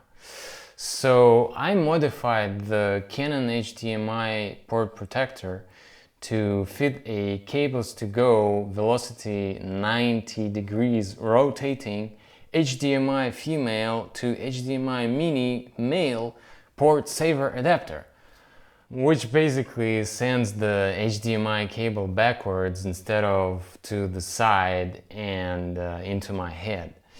This combo protected the mini port for a year of shooting, but is now unfortunately falling apart. A standard HDMI cable attaches to the modified protector and then travels under the hand grip for carrying, makes a loop just over the Anton Bauer battery there, and then goes backwards and then goes under the monitor here and up and to the port. What you see here is the Kurztil CMBR 20 sunshade, as they call it. Basically it's a matte box without attachment points to the rods, so it's extremely valuable when you're using a lens like the 24-105, which extends when you zoom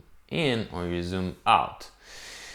Of course, if you have a constant length lens, for example like the 70-200 I've also used, where you use the cine lenses, it's better to pick a matte box with rod support, so it's taking all the weight to the rods instead of hanging them on the end of the lens and decreasing the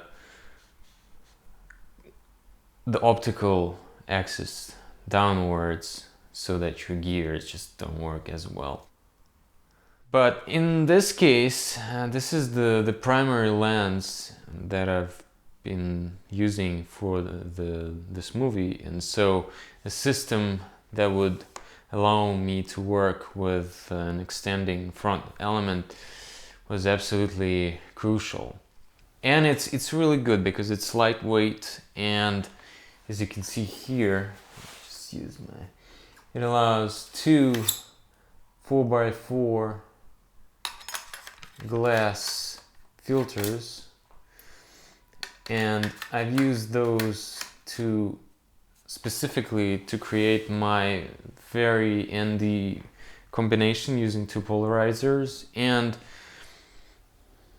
when I had a bit of more time, I'd use a neutral gradiated filter and just an ND filter, or a polarizer plus the graduated filter, especially for the outside.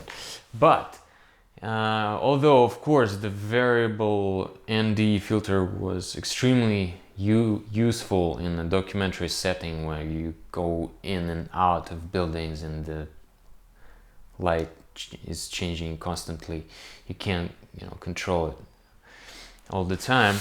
But the most important feature of this sunshade for me was this, the French flag. I still don't know why it's called the French flag, but it is absolutely huge. It is quite light, and it allows a shade on top of the system, optical system, which is absolutely enormous. And it's been an extremely helpful addition when shooting actually under artificial light. For example, lampposts or some direct sources of light that normally hit the lens directly. With this thing, you have much much more control on what hits the lens than what doesn't, and it really makes a big difference having this thing on or off. Maybe it's one of the kind of major quality improvers optically wise, even before the light reaches the front lens element. I would use the Crossteel CMBR 20 matte box just for the French flag. It's that important. And the combo forms a rectangular shaft, so it restricts the stray light from all sides and not just from the top. So it's much better than just the French flag attached from an articulated arm, for example. This thing here is the amazing Crossteel zoom drive. Basically, there's a lever going to a sprocket system. The main sprocket is damped by a thick lubricant inside, and then an additional sprocket connects to the zoom gear on the lens, and it allows to zoom precisely and very smoothly because it disconnects the circular kind of zooming movement from the lens, and you can really zoom in smallish increments that can vary the speed, and you can dial the resistance. But with the 24-105 it's already a lot of weight, so it doesn't require any resistance, so you can zoom from 24 to 105 smoothly, quickly, or however you like. It's very nice. And using the Crossteel body brace, you can continue focusing. But another hidden feature of the system is actually, because this lens extends throughout the zooming process, if you tilt the system down, it slowly starts to creep and move downwards, and you end up suddenly with the lens extended, and of course the zoom range changed. So if you're filming something facing down, like I was filming in clubs, for example, from a balcony or some chair, the thing would just move and of course change my framing. So the trick is to use the feature of the Crossteel zoom drive, which allows to add more friction to the system. That's why it's called a fluid zoom drive. And to lock it down entirely, and then it locks the lens movement. It won't extend when you tilt it down, the whole rig, which is a very, very unconventional but extremely useful feature of this system. Actually, I've disassembled the whole thing here, each and every piece, from the standard configuration provided by Crossteel, in such a way that I can fit the whole cylinder under the lens and connect to the gear, despite of the height being quite more than the standard for which this unit was developed. Of course, they will void your warranty, blah blah blah, but if you want to make it work, you have to disassemble then reassemble. That's what I did, and it works perfect. I mean, thanks for Crossteel for making it really engineering, disassembling friendly, because a lot of gear you start disassembling and you discover that it's permanently fixed in plastic die cast. Yeah, you can actually get different size gears for this system to customize stuff. The main idea with the power system for the main rig is to power everything from just a single battery, like this Anton Bauer HCX, and allow us to use just one single charger for this battery. Instead of using a lot of batteries, a lot of different chargers, different sizes, different cables. Also, it allows to shift the weight of the whole rig from the front, having, you know, the battery for the camera here, the battery for the audio recorder here, the battery for the monitor here, all in the front, to shift it back and leave all these elements empty and devoid of battery weight, and obtain as balanced system as possible, which you can see here. Of course, it's 1 kilo on the front. It's more than 1 kilo, but still, it's better. And there's because it's farther from the center of gravity, it kind of works better than just 1 kilo by itself. I've chosen 2 Anton Bauer Dionic HCX batteries, which are fantastic. I really love them. They're lithium, so very light for their capacities, and they work in extreme cold, which is great. And each battery is enough for a long DJ set of about 4 hours, so with 2 batteries you could shoot for 8 hours. And each battery is sufficiently heavy to act as a counterweight, so it's 1 kilo, and it's better to carry 2 identical batteries so that the counterweight is identical as well. And of course, it's much easier and much more efficient to use a battery as a counterweight instead of using some dead weight as a counterweight. Each battery has a very accurate time left at this power usage display. So basically it shows you the hour and then in 15 minutes increments on the battery, depending on what you're using at the moment. And it's very precise. During the 1 year of shooting, it never said anything out of the range. But the funny thing, when it has no power left, it just disconnects. It doesn't beep, it doesn't make anything. You're shooting, if you're not paying attention, suddenly boom, everything's off. So it happened to me, you know, more than once.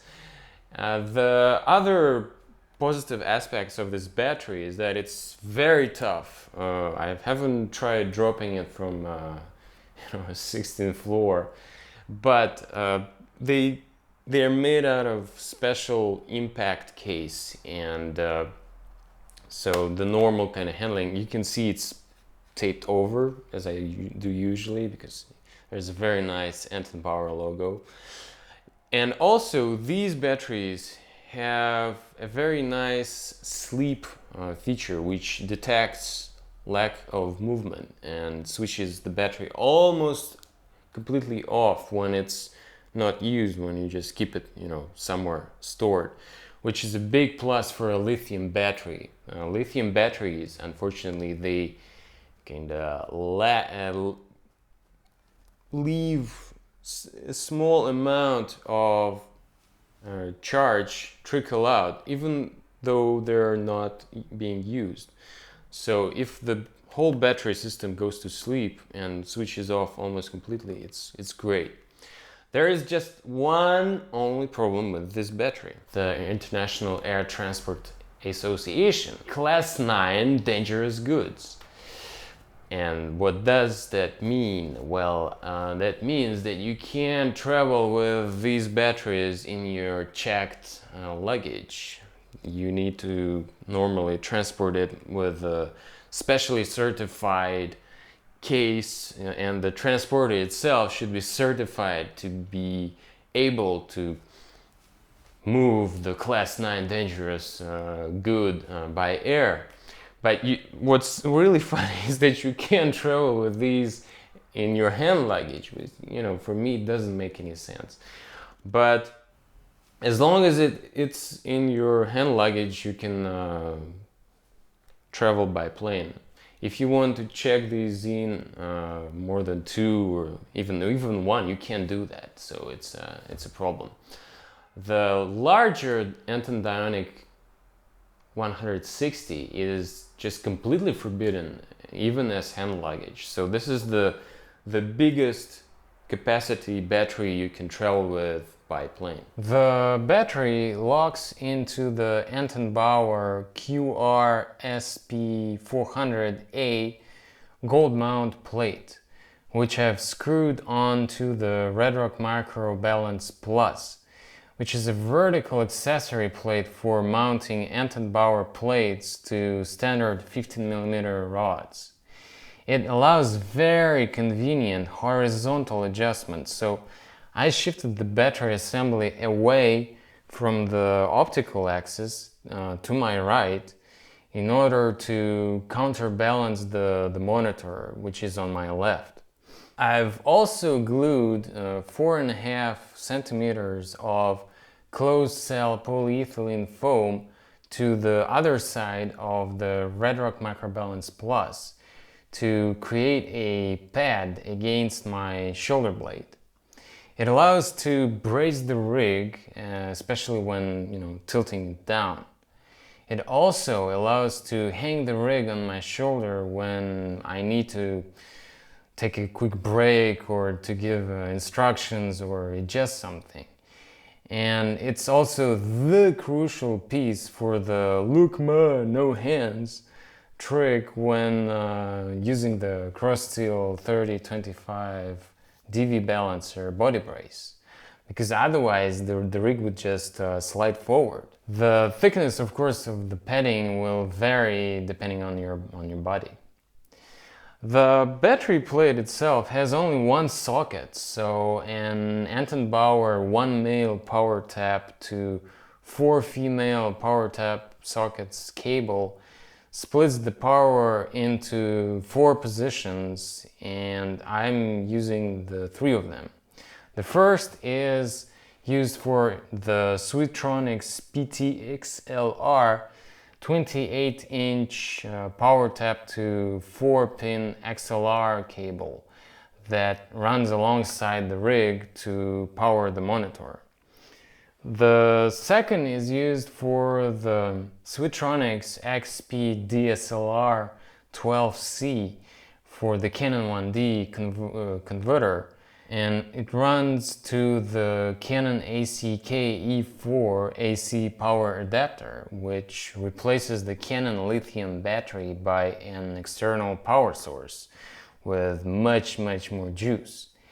And the third one is used by a Sweetronics XP Zoom 5 power tap Zoom H4n converter cable to power the audio recorder off the Anton Bauer battery. Unfortunately, I've had serious issues with it. The first unit I bought constantly heated up and then just switched off. The second unit I got heated up to melting temperatures, so a third unit was custom made to a higher amperage by Sweetronics, but it still becomes unbearably hot to touch, and the plastic just deformed after only a month of shooting. And so this kinda rounds up the main rig description. Here's the compact rig, fully assembled, because the one I've been showing to you before was lacking the follow focus unit and the handle, because I'm reusing it on the main rig just to save on weight and bulk. So let me show you how I use it, of course without the glasses because I'm short-sighted, unfortunately. Basically like this. I hold it with the left hand, and with the right hand I hold it and operate the follow focus at the same time, like this. Okay. And I'm using only one lens on this compact rig, and it's the 24-105mm, because the 70-200 would be just too shaky for a handheld something. And it all starts with a classical set of 15mm rods, and they are as short as possible to make a very compact assembly, and as long as possible to put all the accessories on them. So they are 23 centimeter length rods made out of carbon fiber. And again, I prefer carbon fiber because of stealth, you know, they're dark gray, and because of warmth. They kind of feel nicer in cold weather. And of course they are very light. The attachment system on the compact rig is almost the same as on the main rig. I'm using the same Red Rock Micro clamp for the Really Right Stuff plates and clamps. And on top of that, I'm using, actually I've shown it to you already in the previous shots. I'm using a Really Right Stuff clamp with a lever. I'm not going to use it right now, but just for compactness, takes a slightly less space than the one with a knob. The left handle uses the same idea, the same principle that I've used for the right handle on the main rig. It's just a bit shorter, and even more than a bit shorter, and cut to size, and I forgot to repaint it. And you can see, compared to the right handle, uses the same clamp to attach to the 15mm rod, and it's just longer, and the handle is oriented like this instead of, you know, going down. But basically, if you even look from the side, you can actually see they're the same, and even running almost parallel to each other. The only thing that changes is the length, so the length of the rods and the orientation of the handles. That's it. On the compact rig, I use the same Zacuto Zwivel clamp that I use on the main rig, and it allows me to attach a cross steel 3025 DV balancer assembly.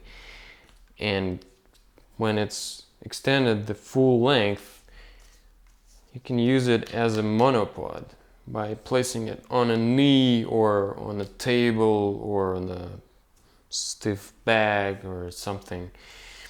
It's not as high as a regular monopod, but still it's very stable. And when you shoot, well, I have to scoop a bit because that's the max it will go, but the camera, you can actually pan to the left, to the right, and if it's in a car or on the train, you move almost in sync with the car or the train, and it allows you to keep the horizon level.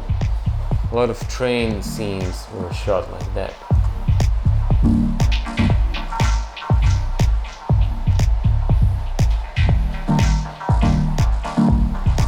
And even operate with just one hand, you know, the focus, and adjust the zoom with the other hand, and it's much more stable than trying to keep it level, just, you know, handheld.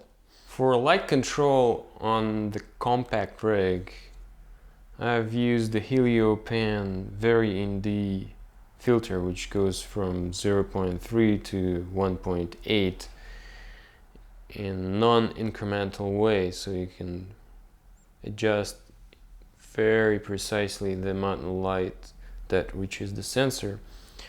And optically, it's very, very good. Almost no color shift, even at the maximum settings. And the only drawback of this filter, which is not actually the problem of the filter, is that when you try to shoot from inside of aircraft, it doesn't work. You get some weird rainbow effects across the optical axis. And my guess is that that happens because the aircraft manufacturers put some kind of a polarizer on their windows. So it makes one polarizer on the window and 2 polarizers inside the filter, and that gives that weird rainbow effect. As a viewing and composition solution for the compact rig, I've chosen the Zacuto Z Finder Pro, which gives a 3 times magnification and snaps onto the rear LCD screen of the Canon 1D. So basically, I'm not using, okay, that's good. So you just use one eye and focus in, or the other eye. Of course, the right eye is much better because you can keep the left eye open and see the truck coming. The other very interesting use for this system is that you can pre-focus more or less in advance and then move compact rig on the shoulder somewhere against the wall and shoot like this. So even in super tight places, you have the possibility to shoot from here, placing the camera like from this place, which is impossible with bigger, heavier, bulkier cameras. The 2 main disadvantages of the Zacuto Z Finder are, first, the geometrical distortion of the whole system. I mean, it's very pronounced.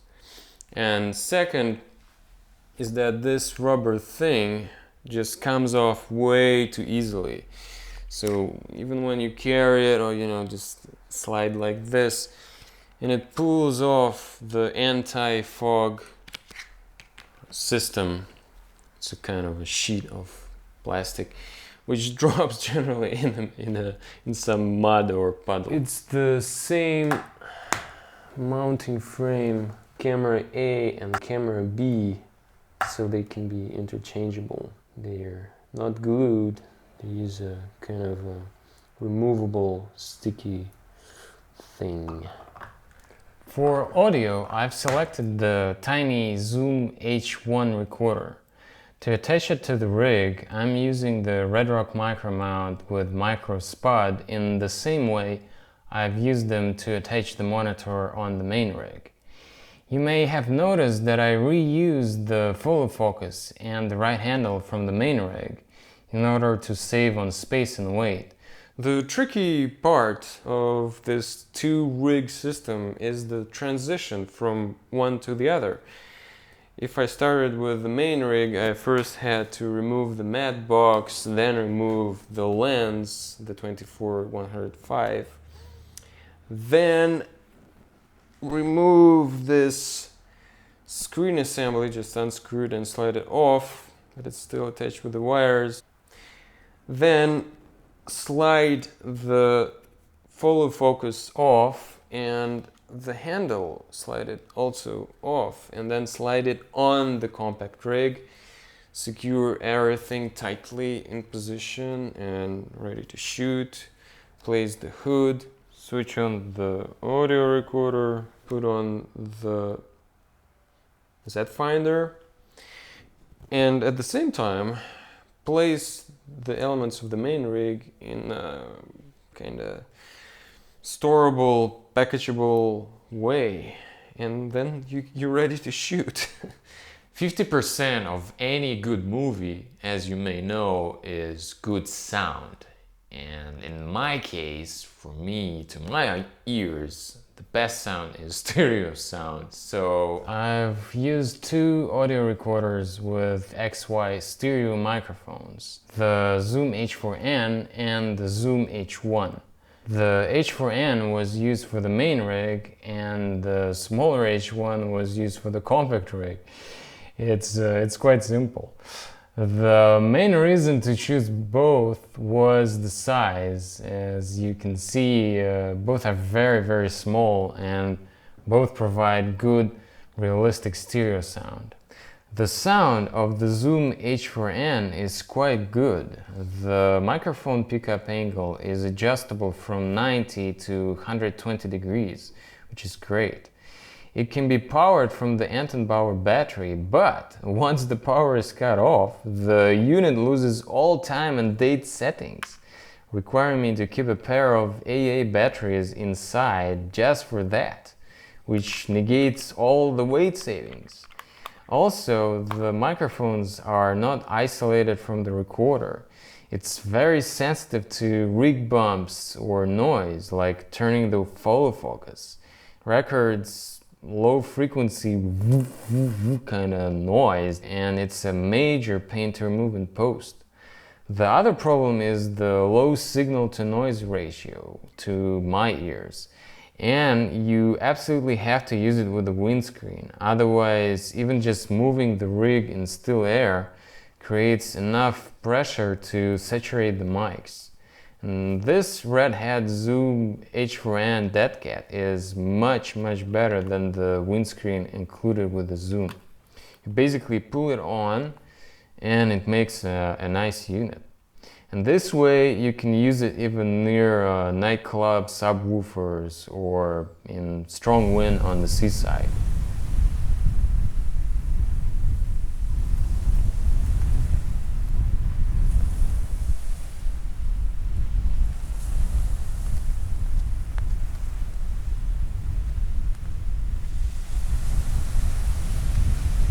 The Zoom H1 is the super compact version of the H4n.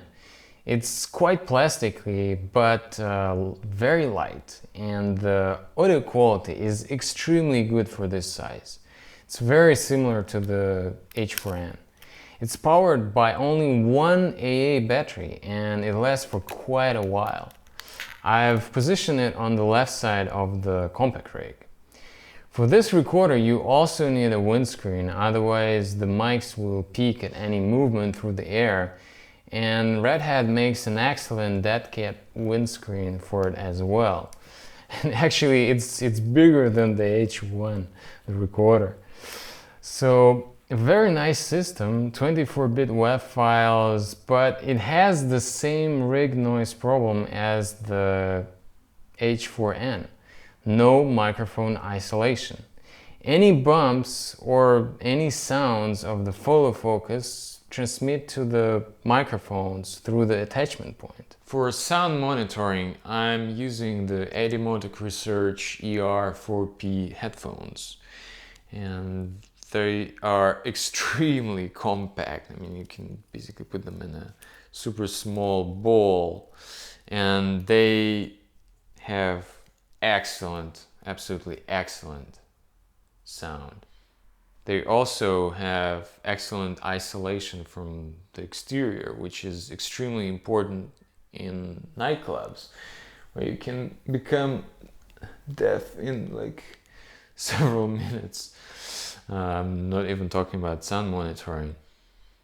And I'm able to use them with just one ear and the other one just, dangling around in dangerous places, like when crossing the street, so I can hear a truck arriving. And they're perfect length, to attach to the rig, so I can put it down, put it up.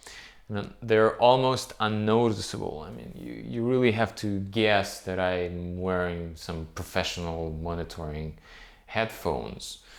They look like, well, almost the iPhone headphones. So you don't look as professional, as news team sound man like. The other big advantage of these is that when you use them with my rig, they allow me enough space for my head. So let me just show you from the behind. My head can move around and does not bump into the camera. And I'm monitoring, with studio quality sound here. With the classical headphones, like the Sony MDR, I have a major problem keeping my head level, and I really have to tilt it all the time, otherwise the the right earpiece is just bumping all the time against the camera body. Despite this bumping head problem, the Sony MDR7506 headphones are, excellent. They sound just perfect.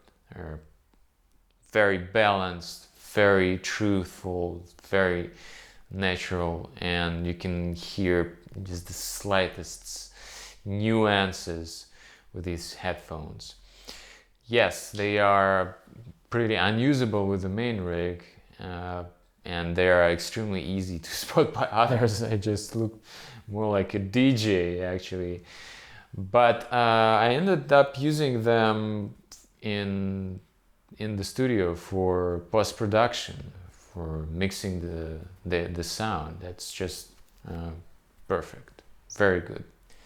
As I've explained in the beginning of the movie, I plan to carry all the gear, all the clothing, everything just by myself, and no checking luggage.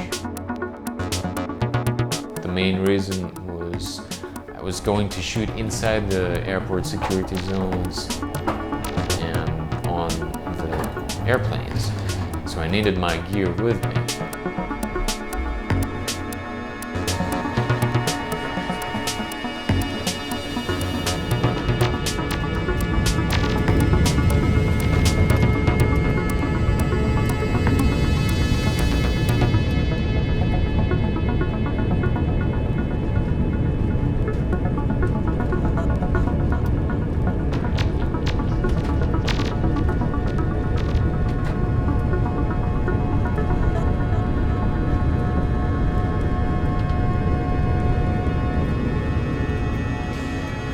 The other reason for carrying, everything by myself, why not giving it to someone else, and or especially the main character.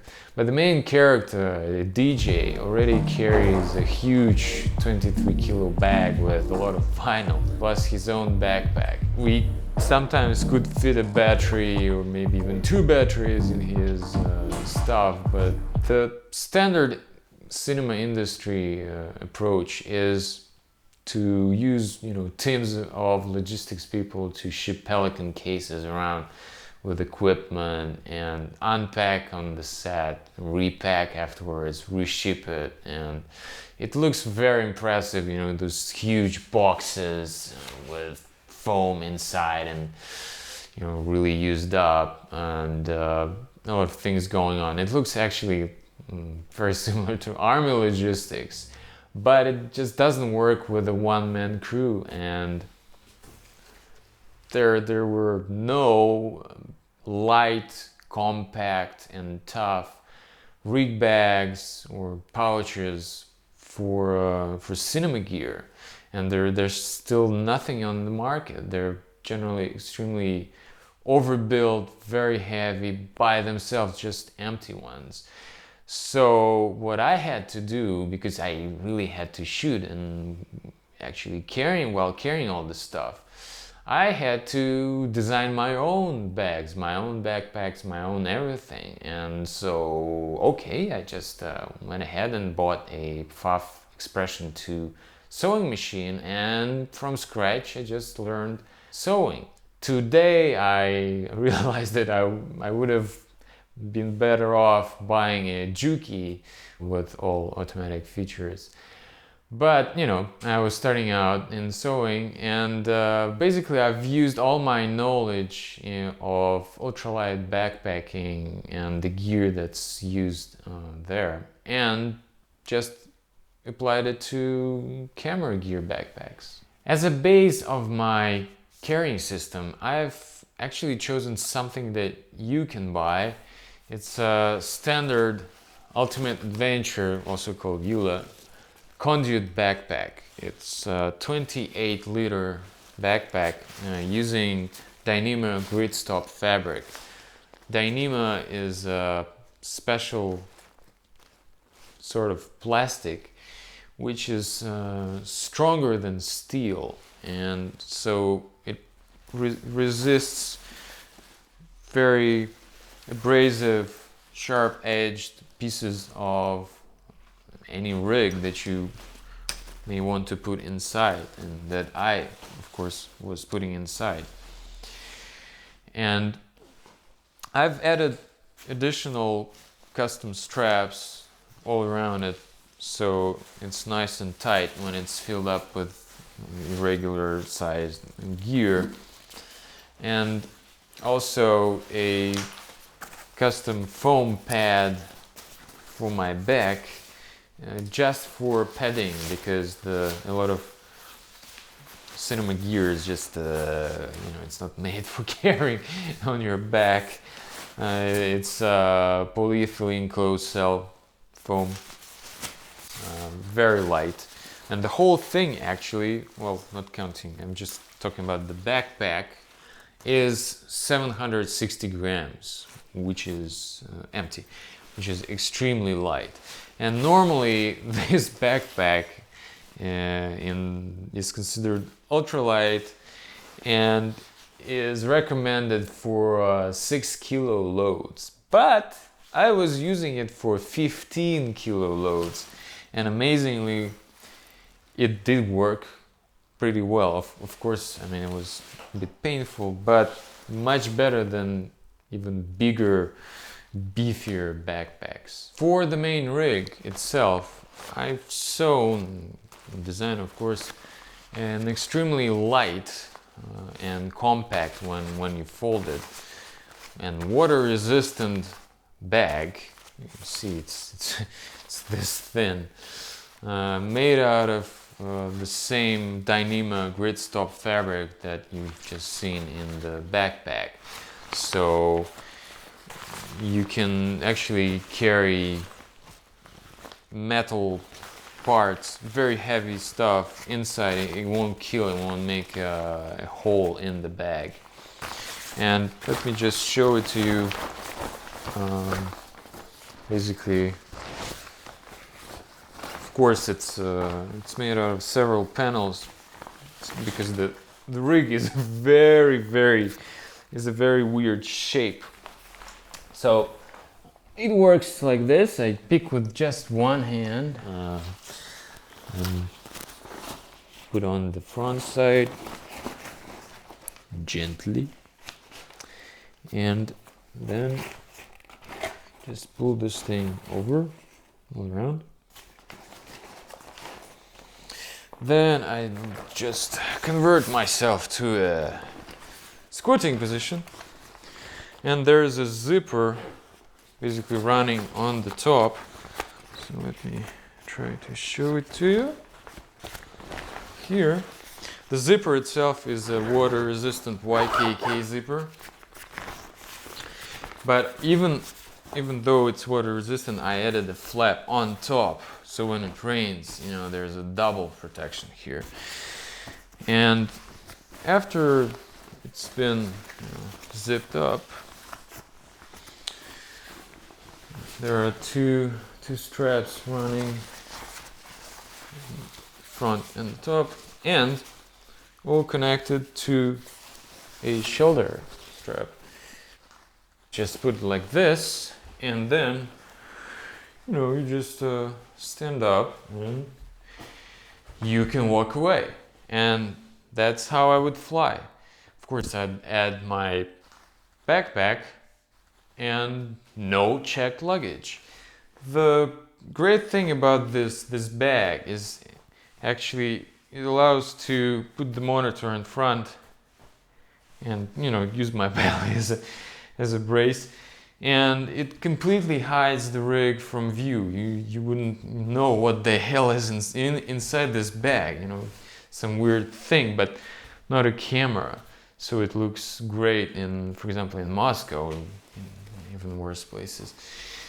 And that's how I would fly. And big thanks to Swiss International Airlines, who are giving us this special permission to fly with 2 bags. This system allows to attach the strap and use it just to hang the main rig on my shoulder without using the hands, which is very nice when you don't have an assistant carrying the camera for you.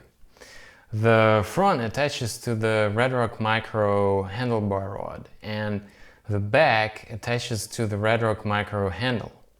The strap is lightly padded and very strong. Just another example of gear reuse for weight and space savings. I've also designed and sewn a pouch to hold and protect the B camera. I made it as small, light and tough as possible using the same Dyneema gridstop fabric. It's padded with polyethylene cloth cell foam for protection. Just slide the camera in and zip the water-resistant YKK zipper. I also had to sew a lens pouch for the Canon 70-200 or the 24-105 that would fit the diameter of the attached Redrock lens gears. Quite logically, Loewe Pro does not make lens pouches for these weird dimensions because they make gear for photographers, and the cinema industry bags are just overbuilt, too bulky, too heavy. This pouch also uses polyethylene cloth cell foam for protection, and I optimized it for easy access. Of course, I didn't need a second lens pouch because one lens is always on the rig. This is the custom sewn filter pouch. Open it like this, and inside you find the filters. And the system uses the strength of glass to make an overall hard assembly. It's very difficult to break because of the amount of glass, and it doesn't really need any outside protection because it's very stiff. And that's the trick, because the whole thing is, the filter, pouch itself is very light. I have Schneider Optics 4x4 ND 0.6, 0.9, 1.2, 1.5 linear pole, circular pole, and ND Grad soft edge 0.9. And you close it like this. I've chosen the smallest Anton Bauer charger they have, which is the twin 60-watt two-position portable charger. It is huge. It is huge compared to the still photography chargers, as you can see here, compared to my hands. And it's quite heavy, but it allows to simultaneously charge two batteries on each side. So basically you put it like this, and you've got the thing just can charge both using cable goes here. And it's very quick to charge. It's got very nice indicators here about the charging process. It's highly automated, but we had a problem with one, and I had to send it back and get it replaced, unfortunately. But it's still, to me, it's just way too big. I mean, it would take a lot of space in my backpack, you know, just for charging. For the Canon, for the compact rig, because it had to be powered internally without using the outside battery, so I couldn't use the Anton Bauer to use the internal battery, which is like this. The charger is smaller, you know, compared, but still, you know, it's quite big, and you can charge only one battery at a time, which doesn't really make sense to me, because it has slots for two batteries, but you basically use only one at a time. Quite big. To charge the AA batteries, I was using the GP Travel Bank, which is extremely small and light, and it doesn't require any sort of transformer. You just plug it in. and it allows for battery is being charged like this, and charges them pretty quickly. Very compact, very nice. Really like it. It allows to charge also from a car socket if you need to. For video, I was using the Lexar 32 gig compact flash cards. For the audio inside the Zoom H4n, I was also using a Lexar. I've always relied on Lexar. They're very good, just don't tend to break or corrupt stuff. And for the Zoom H1, I was using a SanDisk just because I couldn't find one made by Lexar. For the data, I was carrying all the time 4 LaCie 1 terabyte disks. They're all in FireWire 800, so I could daisy chain them to my Mac. Unfortunately, at the time when we were shooting, no daisy chainable Thunderbolt drives were available, so it was the fastest option and the smallest option. With FireWire, you don't have to use a hub to connect 4 devices, and it's pretty fast for a portable solution, and not, you know, huge. And this is 4 terabytes of data. For dailies and post-production, I prefer Final Cut Pro 10 to Avid, so I needed a Mac. And at the beginning of the shoot in the summer of 2011, the smallest and lightest Mac that had close to a 1 terabyte hard drive and enough processing power for native H.264 1080p viewing and editing was the MacBook Pro 13-inch, which I bought with a 2.7 gig dual-core Intel Core i7, 8 gig of RAM, and a 750 gigabyte 5400 RPM hard drive. Had I known, I would have probably bought the 15-inch Retina MacBook Pro, because I've missed a lot of issues like hot pixels when viewing dailies on the small 13-inch screen during our shoot in Russia, when I had no access to my big desktop display. The MacBook was simply downsampling the footage, and this contributed to the post-production hell. You know, it just stretched to a full year and a major budget overrun. In the field, I daisy-chained the 4 LaCie disks and a Lexar Professional 800 CF card reader to offload the data using the FireWire 800. What about the weights of this whole system? The main rig was 8 kilos when using the 24 105mm lens on it. And the backpack, which includes the other lens and the Camera B and the compact rig, was 15 kilos. So what really helped me during this shoot wasn't, you know, books about how to shoot creatively, or, you know, books on editing or anything else. What really helped me was weight training. I've been a long distance runner, cyclist and climber, but this shoot required much more muscle. So my piece of advice, if you're starting out and you're planning to shoot it yourself like I did, just add muscle, and add power muscle, not, you know, bodybuilding muscle for beauty, but, you know, functional muscle.